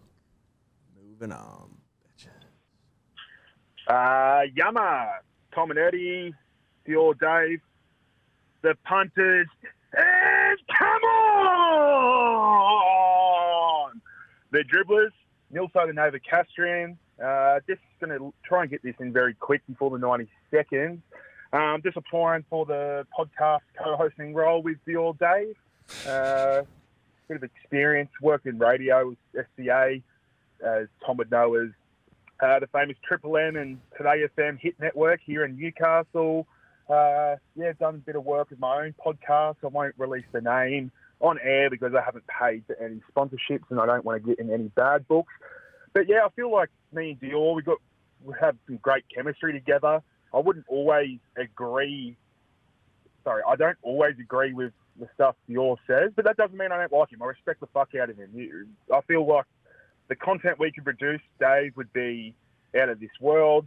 You just saying political stuff in the newspaper or whatever, and me just completely disagreeing with you. Not saying I'm right-wing, because I don't even know what right-wing or left-wing means. So, and feeling like for the artwork of the podcast, I feel like because I'm 197 centimetres and you're 4 foot tall, I feel like we could reenact the Arthur Summons Norm Proven Trophy. Like, I know Tom and Eddie can take me and you down to the local park. We'll get all muddy and get a couple of shoulder pads and we can start walking off the park and get a couple of photos. And, yeah, we'll come up with a name, etc. then. But if you're interested, Dave, let us know. We can do a 2-week podcast, 2 episodes, and see how we go. Up the night. Love you, boys. See you soon. Pepsi Max soon. I thought of the artwork of the Danny DeVito and Arnold Schwarzenegger in Twins. Yeah. That's what I thought. But I didn't mind where he went with the Proven Summons. No, I don't mind that either. The podcast that he didn't want to mention of his is called What's New in the Castle, I believe. That's Neilso Novacastring. Go give it a listen. Neilso, a big fucking personality on this show. You know what I mean? Huge. He's a dribbler personality. He's a huge personality. Dribbler fame. Not everyone achieves dribbler fame. But he has. Neilso has. So Everyone go check out What's New in the Castle. Give him a like. Subscribe 5 stars. Dave and Neilso on a podcast. Don't know how I feel about it. Don't know. How do you feel about it, Dave? Yeah, I mean, I'd be open to it. Oh, you would? Yeah, I feel like we might cop a bit of shit for being the Turncoat podcast, but besides from that, I reckon we'll be all right. Well, maybe that's what the podcast would be. It wouldn't be politically aligned at all. It'd be more about you two being turncoats. It would just be, we have to start, like the first week and say some shit, but then every week after that, we go back and say the opposite of what we said the week before. Just flip-flop, wishy-washy. Or just like how to navigate the world as a turncoat by Neilso and Dave. My life as a turncoat. It's sort of like a memoir of your life of fucking... Memoirs of a turncoat. Yeah, memoirs of a turncoat. Look, I don't know how...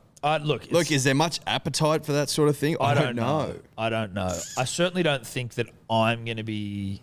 Like, do it on your own time, basically, if you want to give it a crack. And if it's good, great. But it better be good immediately. Otherwise... we won't be putting the might of the Hello Sport brand behind it. Of the Shane Keith production. PTY LTD. The might of Shane Keith Productions behind it. It just won't happen. But obviously we're happy to, try and unearth new talent. Yeah. Dave and Nilso. Yeah. Turncoats are us. Look, leave it with us. Leave it with us. Yeah. Let's move on. Tom, Eddie, Doyle. Gavy Dribbler here. Just listening to 288 episode, mate, and just had a thought. Wouldn't it be great to send Dave out on a labouring day? Your Dave's day as labourer. Send him, become a brickie for the day, concrete as labourer. Just get him in the fucking thick of it, you know what I mean? That would be funny. Everyone's got to do a labour day. Could be good for the gram. Let us know what you think. Also, Dave, I'm dirty on you. You didn't let me know how you smoke a bug. Anyway, drink soon. Go dig out. If we could... Any Sydney, foreman out there in the eastern suburbs... They want to give him a day's crack where we could film it. Yeah. Have you ever laboured before, Dave? Nah, never. Never? Never. Need to get your white card. We can arrange that. Yeah, I've heard that's not too hard. White card's easy. I've had mine, and you don't have to renew it. That's what's crazy. No, but he'll need to get it. No, I know, but we need to get you some steel caps. We'll get him some steel caps, get him a high-vis top, get him all oversized. You mean I shouldn't wear red jeans and a button-up shirt? Nah, bruh. Not unless you want to fucking really stand out for the wrong reasons. Let me tell you, you do not want to do that.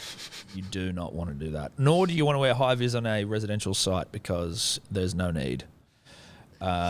Leave your hard hat in the bag. Leave your hard hat in the I'm bag. glad I can learn from all the mistakes that have been made by you, Tom. Yeah, that's it. You've paved the way. I've trod the path so that you don't have to. But I like the idea of a Labor Day. With D or Dave. Yeah.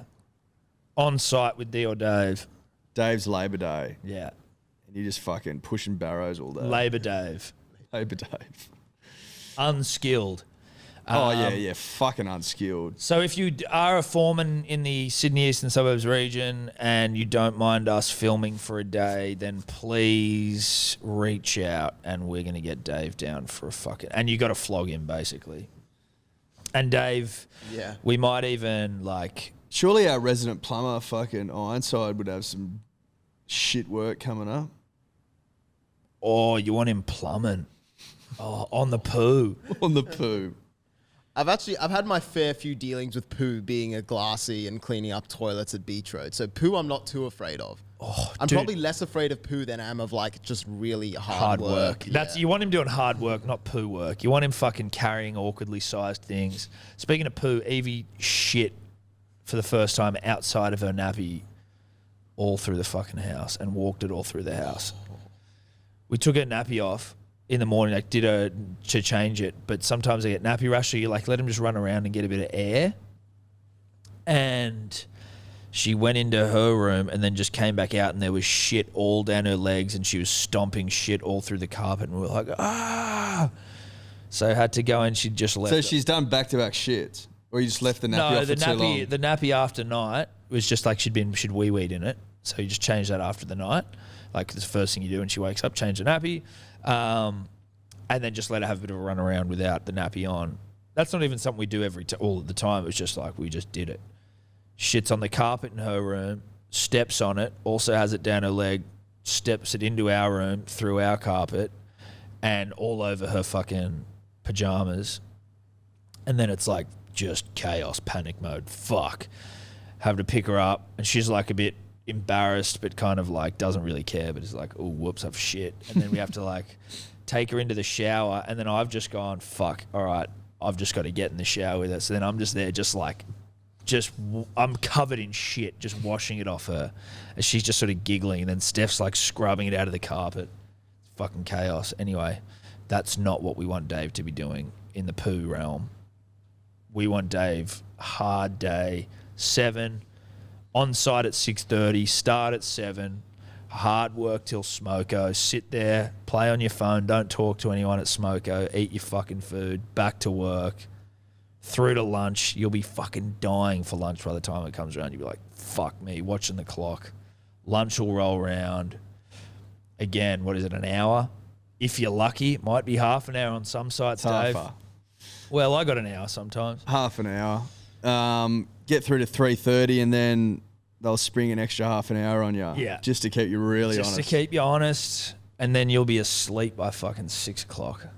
Up at fucking, and then the alarm goes off at 6. Yep. All over again. All over again. 5 days a week. That's what you have to look forward to, Dave. Yep, but you'll get paid well for the day. That sounds brutal. Yeah, and we'll make sure it's a hard day. Reach out, foreman. Let's move on. G'day, boys. I'd like to chime in on the cat versus possum debate. And after owning a cat for about 12 or so years, after finding numerous dead possums left on my doorstep by said cat as a sign of absolute fucking dominance, it's safe to say I'd definitely choose a cat.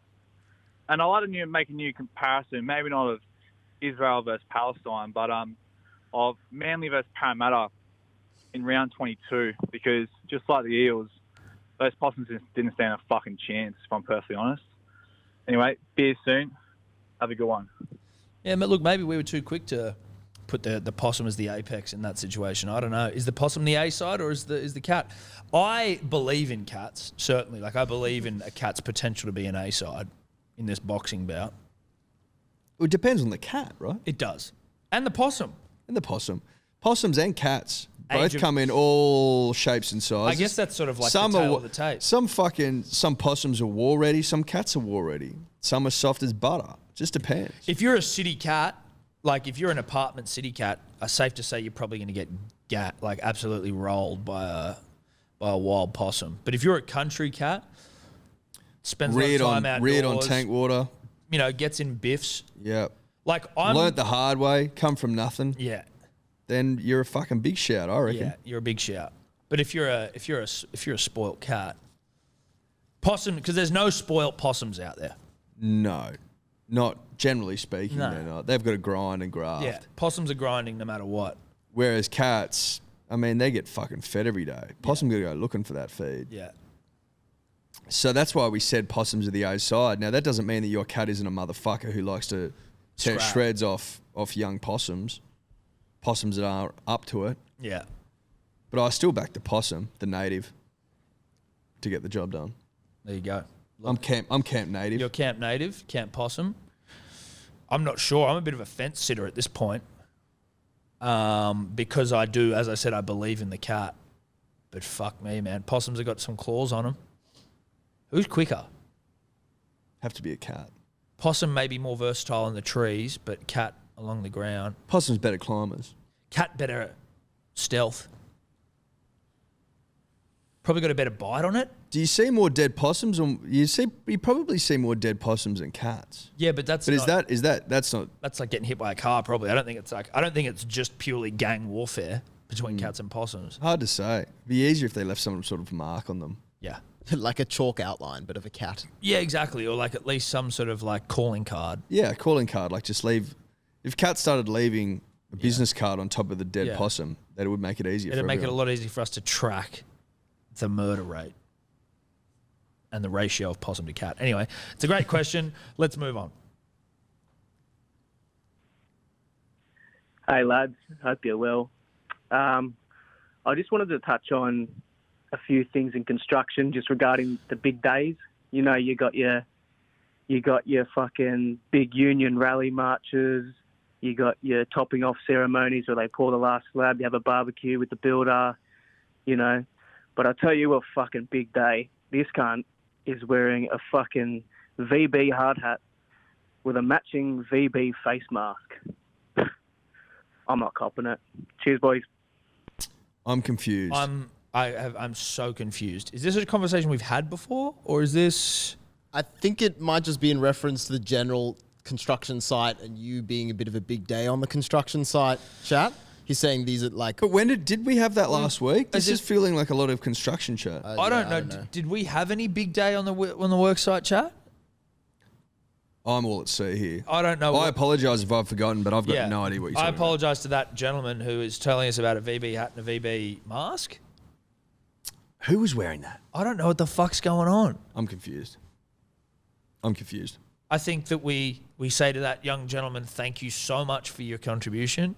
We really appreciate you getting in touch, but have no idea what you're talking about. I think he was just asking, like, have you seen a big day, like someone on a construction site? Right. and Well, what I that mean, is. I was shot at by my foreman with a nail gun. That was pretty big. So he's saying his big day experience is a guy wearing a VB face mask and a VB hard hat. Try getting shot at with a nail gun and trying to get forced to work with asbestos without any protective gear. I told the guy to get fucked. That's so funny. He shot at you with a nail gun. Yeah. Almost hit me, bro. Whizzed past my head. I think I've told the story on here before. You've told me personally. Yeah. I remember that. It's funny. But yeah, that was a big day, and I just walked straight off the site. Thank you. I'm out of here. And the foundations of the apartment, it was in Randwick. It was done so dodgily. The whole operation was so fucking dodgy that the foundations were all cracking, and so he was reinforcing it with blocks of wood. That was how he almost shot me with a nail gun. But thank you for your contextually ambiguous labouring chat. Let's move on. I got to piss. Yeah, g'day fellas. Just knocked off work, going to get a ice cold case of blokes. I just wanted to bring up something that hasn't been talked about nearly enough. Just the fact that Tom calls his parents by their first names. Am I the only one that thinks that's fucking weird? It just reeks of France, Dance, Prance, San Pellegrino, whatever the fuck it's called. Tom, pull your socks up, mate. How do you respond? I do call my parents by their first names, but I also call them mum and dad, but I certainly do. Only recently have I realised how fucking offensive it is because Evie started calling me Tom, and I'm like, oh my God, this sounds fucking horrible. And she only does it because she mimics everything, and Steph will call me Tom. But Steph will be like calling out to me like, Tom. So when Evie starts going, Tom, Tom, and I'm like, holy shit. It's dad, Evie. It's fucking dad. But yeah, I don't know why. Just habit. But I don't know if calling your parents by their first name is being reared on San Pellegrino and like, you know, hoity-toity. I think that's just me being a fucking idiot. I think if you call your parents mummy and daddy, then that's a bit more. That's hoity-toity. Mother and father. Yeah. Mummy and daddy's very hoity-toity. Very like pommy. I think they like English aristocracy call their mums mummy and daddy and shit. I think that's like. No, I think they do. I think that's what I'm saying. Yeah, no, I know, but like actually doing that is fucking bizarre. It's very odd. But listen, dude, I understand that it's that's angered you somewhat. I would say that I'm getting my comeuppance through my own child. So, fate has a funny way of, karma, turning the tables. Karma, probably more karma. Yeah, right? it's karma more than fate, but that's all right.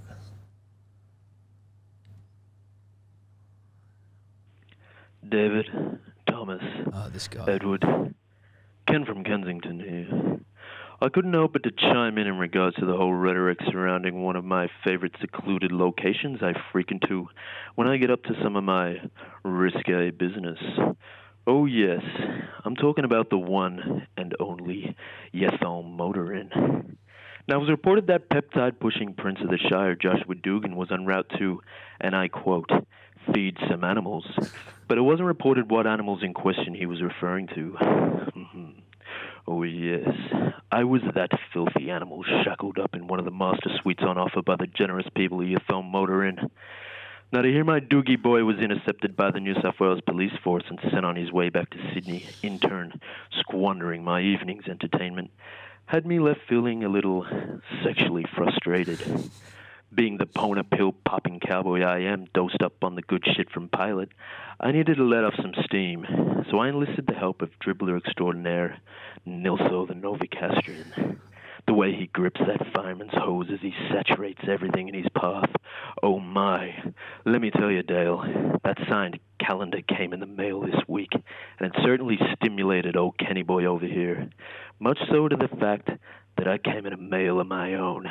Kenny boy out. Okay. Ken strikes again.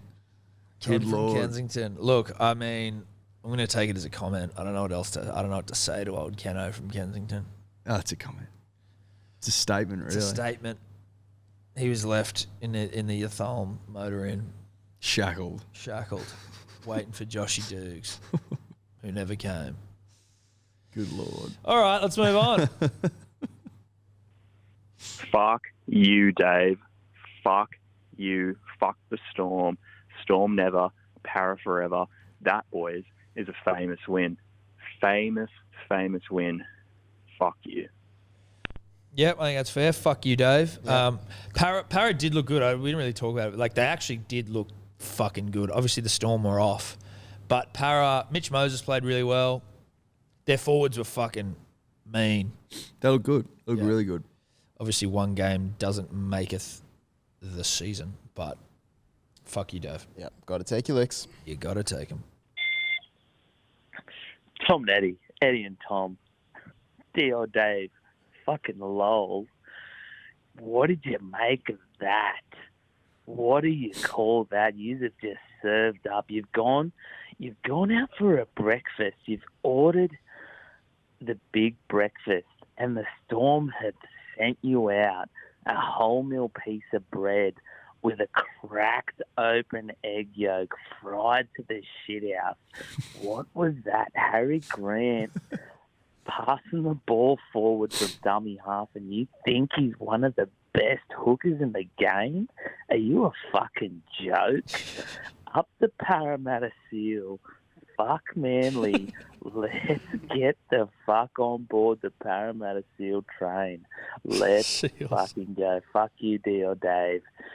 You have nothing to say because you are weak. You are weak.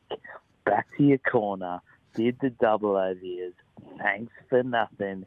You are useless. Up the seal. I mean, I don't know what he... Deep fried to the shit house. That was funny. But we didn't lose. Like you and I. He's talking to Dave. No, but he's like, fuck you, Tom and Eddie. I'm like... Well, I think being a Parra fan, that's just a general turn of phrase for them. Yeah, that's true. They're just trying to get it back on over us because we keep saying this shit. We bag them out.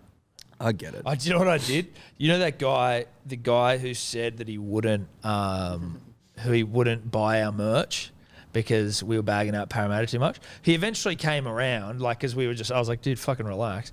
But he would just leave a comment he's left a comment on like every post we've probably put up on IG for like maybe the last 3 or 4 weeks. Just all he does is just spam us with Parramatta shit. So just after they won, I just muted him so he couldn't leave any celebratory fucking Parra shit. I was like, sucked in, you dead shit.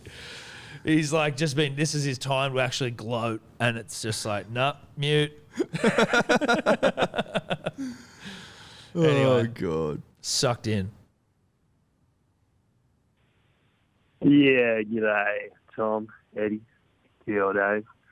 Look, it's a shampoo dribbler here. I just was hoping for some advice. Now, I listened to all of your advice, you boys. Smart man. Everything that you tell me, I take as absolute truth. And since you guys mentioned it on the previous podcast, I have not washed my hair with any shampoo or conditioner. And I've got to say, my hair's getting fucking dirty. I want to know, is there like I know like with marathon runners and stuff, there's like a wall that you kind of got to break through or whatever. Is the same thing going for the hair? Because like every time I'm in the shower, I fucking run my hands through my hair and I think, fuck me, my hair is dirty. I look down at the shampoo bottle and I think, nah, fuck big shampoo. But now I'm fighting a losing battle here. I need to know. Any advice would be appreciated. Beers soon. Shampoo never. I guess it depends how long his hair is.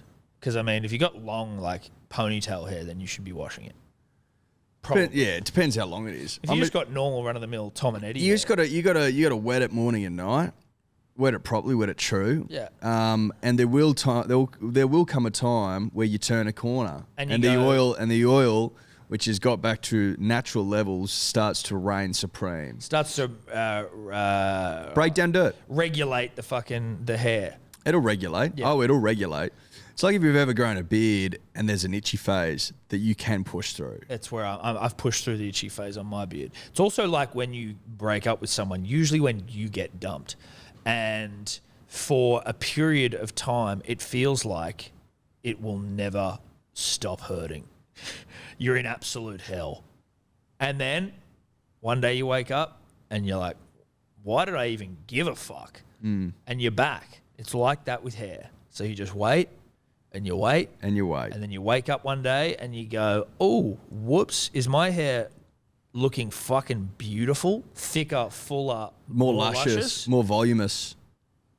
That's what it's about. Have I just given the proverbial fucking up you to big shampoo? Yeah. And I've won the battle. Yep. I got to say, I also haven't washed my hair since you guys mentioned it, and my hair is great.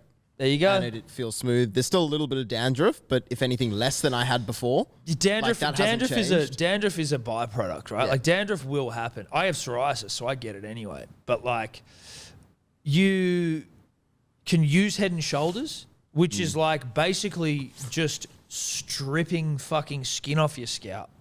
And then it's like, oh, you're going to need to use Head and Shoulders again because your skin's coming back. Like, just let the oils take care of it. If a bit of fucking skin flakes off your head, like... No, but the oils, generally speaking, the oils will take care of it. Yeah, but also, like, skin flakes off every part of your body because skin flakes off. It's just that it probably gets caught in your hair because it's got to get, like, if it's just coming off your arm, it just flies off into the ether. On your head, it's got to get out of, especially if you've got hair like Eddie and I and Dave. It's got a lot of hair to get through. Let the oils take care of it. Let the oils take care of this thing. Fuck big shampoo.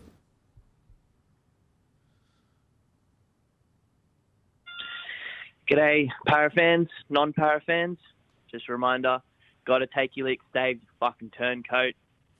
How's not beating the record? Suck a fat one, mate. Manly's going to beat you in the grand final anyway. Yep. Payne's going to say it. Eat a dick, Dave, you fucking turncoat. Up those fucking heels. Just remember, if you are feeling upset, all you got to do is get on one right knee and just give it a big come on! Catholic school dribbler. Yep. Eat a dick, Dave. There you go. Yep. I'd agree with that. Got to take your licks. I'd agree with all of the above. A bit Rich saying like, oh, how's not beating the record? Like, oh, how's getting the record? I don't see Parra. Nah, eat a dick, Dave. Eat a dick. You didn't beat it, though. Well, we're saving that for next year. Hey boys, Rugby League Guru Dribbler here. I just finished watching the Panthers taking on the DMC Tigers, and of course 2 nut truckers scoring the first try. And it made me think about the hot topic that we haven't talked about for a while, city versus country. I wanted to know who's on your Mount Rushmore of city versus country nut truckers. Of course, where the best part-time footballers, part-time tradies immortalise themselves and separate themselves from the rest. Mount Rushmore of city versus country. Who's getting a feature on there, boys? That's a tough one. Shout out to the Rugby League Guru. Hell of an IG page if you're not already following it. I assume you are. He also does he's done a couple of those shows with Kempy as well. He had. Look, I think Lance Thompson walk up start, rest in peace Lance, but he is one of the great nut truckers of our time and a stalwart, a city country stalwart. I wish they brought city country back. They probably will, dude. It's like The Voice and Big Brother and shit. They have a couple of years off and they go, you know what would be a good idea? Let's bring back fucking City country. City country. Let's bring back fucking The Voice. Let's bring back Big Brother, but we'll do it differently. They don't do it differently. They'll just bring it back and then people... Well, they sort of do it differently. It's like a twist. That's what I mean. But it's a small twist. It's a small twist. Lance Thompson certainly up there. John Morris, I know he's not a nut trucker, but I think he played 300 games, so you kind of have to give him... Dave, who's played the most city country games? Can you go to city country? I'm trying to find. It's pretty tough. It doesn't sort by. That's what I like about, in a weird way, city country. There's just statistics I don't find have ever been that readily available for the format. No, which is a problem, right?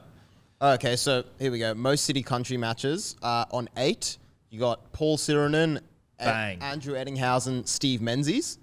Yeah, okay. Well, they were all national players. Then on 7, you got Braithen Astor, Laurie Daly, Brad Fittler, Ryan Hoffman, Glenn Lazarus. Again, this is back when city country mattered. Then you're getting like some better names like Ben Cray. Ben still played for the country and for the state. I mean, Des Hasler. No, country, state. Where we got? Andrew Ryan. Yeah. Tarek Sims also played for his state. Surely, motherfuckers, you actually, to be honest, the less games you played, you probably almost need to have played one to 3 games of city country. Keep going, Dave. Okay. Go low. How low? We'll just keep rolling 1 to down. 2. Just keep rolling down the list. Yeah. Maybe 3. Yeah, 3. Okay, 3. You can play 3. But also, like, if you're a name, you're a name. So just keep rolling down. We'll tell you.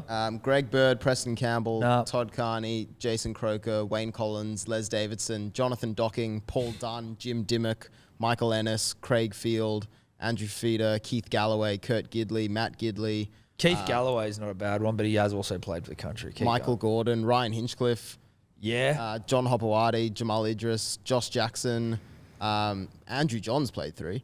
There you go. Jason King, Matt King, Tom Leroy Lars, Chris Lawrence, Cliff Lyons, Josh McCrone. Josh McCrone's a good one. That's a good one. He's chucked plenty of nut. Feletti Mateo, Trent Merrin. Feletti could do it. Luke O'Donnell. Luke O'Donnell was an animal. Yeah, Matt Orford, Luke Patton, Tyron Peachy, Mitchell Pearce, Nathan Peets, Ben Pomeroy, Michael Potter, Anthony Quinn, Brett Rodwell, Luke Rooney, Jason Riles, Mark Sargent, Bo Scott. Mark Sargent's a good one. Jason Stevens, Steve Simpson, Glenn Stewart, Jason Taylor, Aidan Tolman.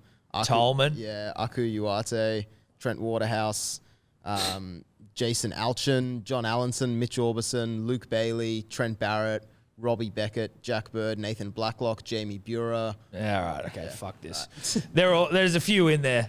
There's a few Take in your there. pick. Take your pick. Take your pick. We could be here all day. Yeah. Take your pick.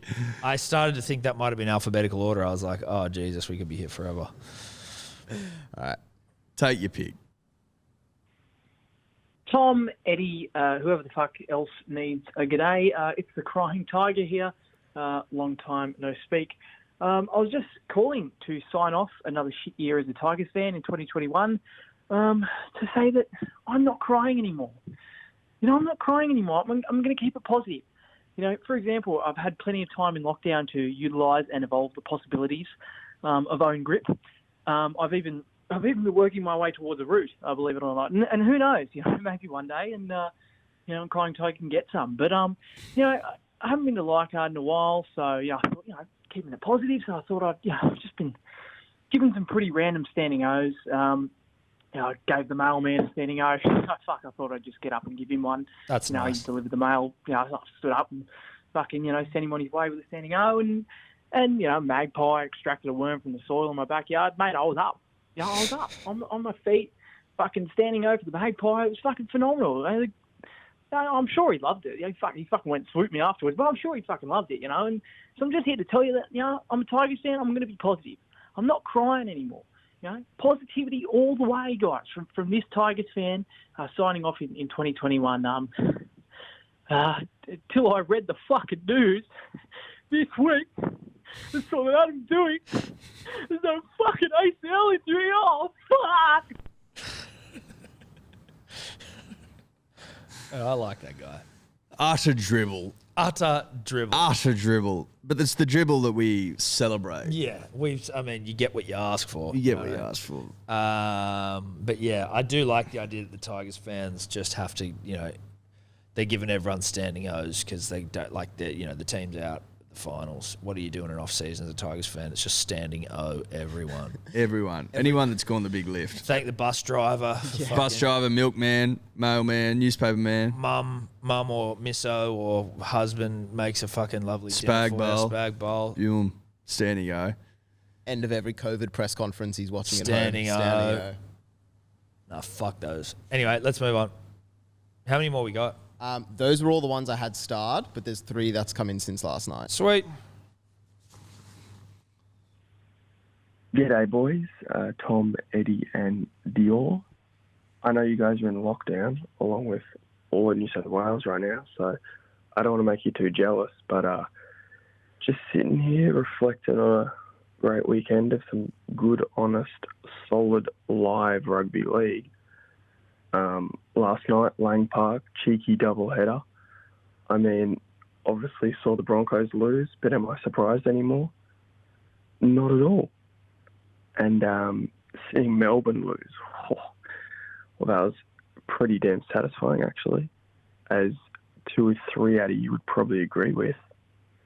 But today, Sunday afternoon, another doubleheader up at Redcliffe's Moreton Daly Stadium of hopefully not so distant future NRL expansion team local ground fame.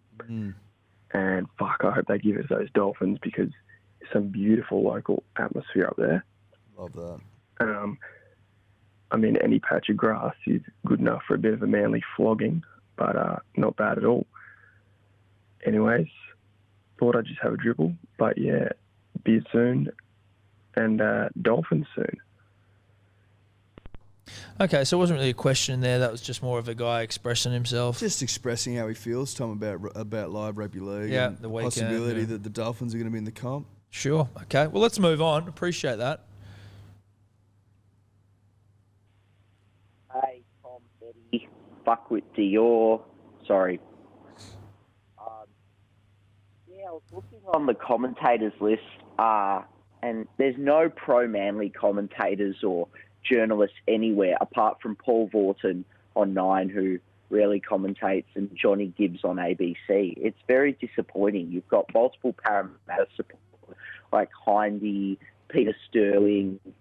You've got Melbourne like Cooper Croft and Cameron Smith, but just nothing with Manly, and it just reflects the anti-Manly that you get from a lot of commentators.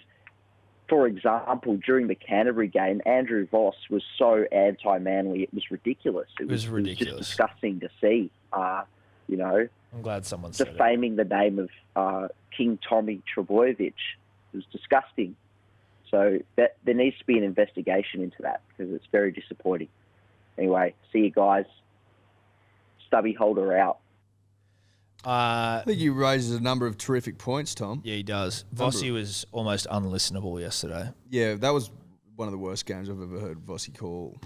Which is saying something. Yeah, and that's not... Look, I mean, I'm sure he's a wonderful person. And he won... I think he won the recent fucking fan poll. Obviously, it's only through Daily Telegraph, but like best commentator. I was like, what the fuck are we listening to? I'll tell you what annoys me. And look, there's no benefit to being negative here, so I feel bad. But this guy brought it up. If you listen to Vossi commentate, he doesn't need to do this, but he always tries to make it sound like you are watching a moment that is almost never happened before in the history of rugby league. Like, that might be the most amazingly ridiculous call that I think I've ever seen in the history of the game, where it's like, wow, where else would you want to be? Like, you just don't get anything else like this ever on Fox. You're like, dude, relax. Just call the fucking game. You're a caller. Shut up. Just relax, dude. Call the play. I agree. And then call the play. The thing I've found is you get the exact opposite with most Channel 9 commentators. Like, and I don't watch the games on 9, but sometimes when I watch the highlights, there was one a few weeks ago where I think like Adokard scored a hat trick, and as he's scoring his third try, they're just like talking about something that had happened a few plays earlier, and then, you know, he puts the ball down, the ref blows the whistle, and he's like, and Adokar scored another try. There you go. Yeah. And they're just not excited at all. No, and that would be probably Matt Thompson. Like, I mean, just going between those two. And we spoke about Matt Thompson, didn't we? I think, like, in terms of whether he would be replacing Rabs, surely not. I know, and I've said it before, I fucking worked with Dan Ganane before. I like Dan Ganane. I think he's the best caller. Without a doubt, just easily. He's been in radio, so, like, he has an opinion that's, like, he has good footy opinion, but he also knows his place. Like, he's not in there ramming it down your throat, but he's also not trying to be like, this is the most amazing defense that I've ever seen in a game. This might be the best. It's like, relax about all that shit, dude. Call the footy. And he's got a good voice. That's the thing. Like, first and foremost, as a caller of footy, you need a good voice. Vossi does not have a good voice. He's got a Magoo voice. Matt Thompson doesn't have a good voice. Dan Ganane, number one caller in the game, in my opinion. There's no disrespect to the other guys, although it sounds like it's disrespectful, but we're just talking about, like, the fan poll is disrespectful. Yes. If you want to go down that route. Well, it seems rigged. Anyway, Dan Ganane best, but I'm talking about, Rabs best. Everyone after Rabs. Cool. Last one. Dribblers, dribblettes, Cuckman dribbler back here. Just in the Royal National Park of Australia, riding my bike, and you know what it is? It's fucking swooping season. It's fucking swooping season, boys. It's fucking on. Just been done about nearly 3 times by one little fucking Maggie. Anyway, Piccolo soon. Magpies never. Be careful out there. Be careful. Swooping season. You know what swooping season coincides with? Allergies. Hay fever season. And it's hit me, brah. Hit me good. Beta season. Beta fever. Be careful fever. out there. I got to go and get some more fucking antihistamines today when I leave here. That's my first thing. I'm glad I got reminded of that. Antihistamines. They're like the vaccine. They aren't going to stop you from getting COVID, but they'll reduce the symptoms. Because I'm telling you, hay fever is an absolute cunt. Eddie, is that us? That's us, baby. Shout out to all you motherfuckers. Thanks for listening. We'll be back Thursday. Could you two just not talk anymore?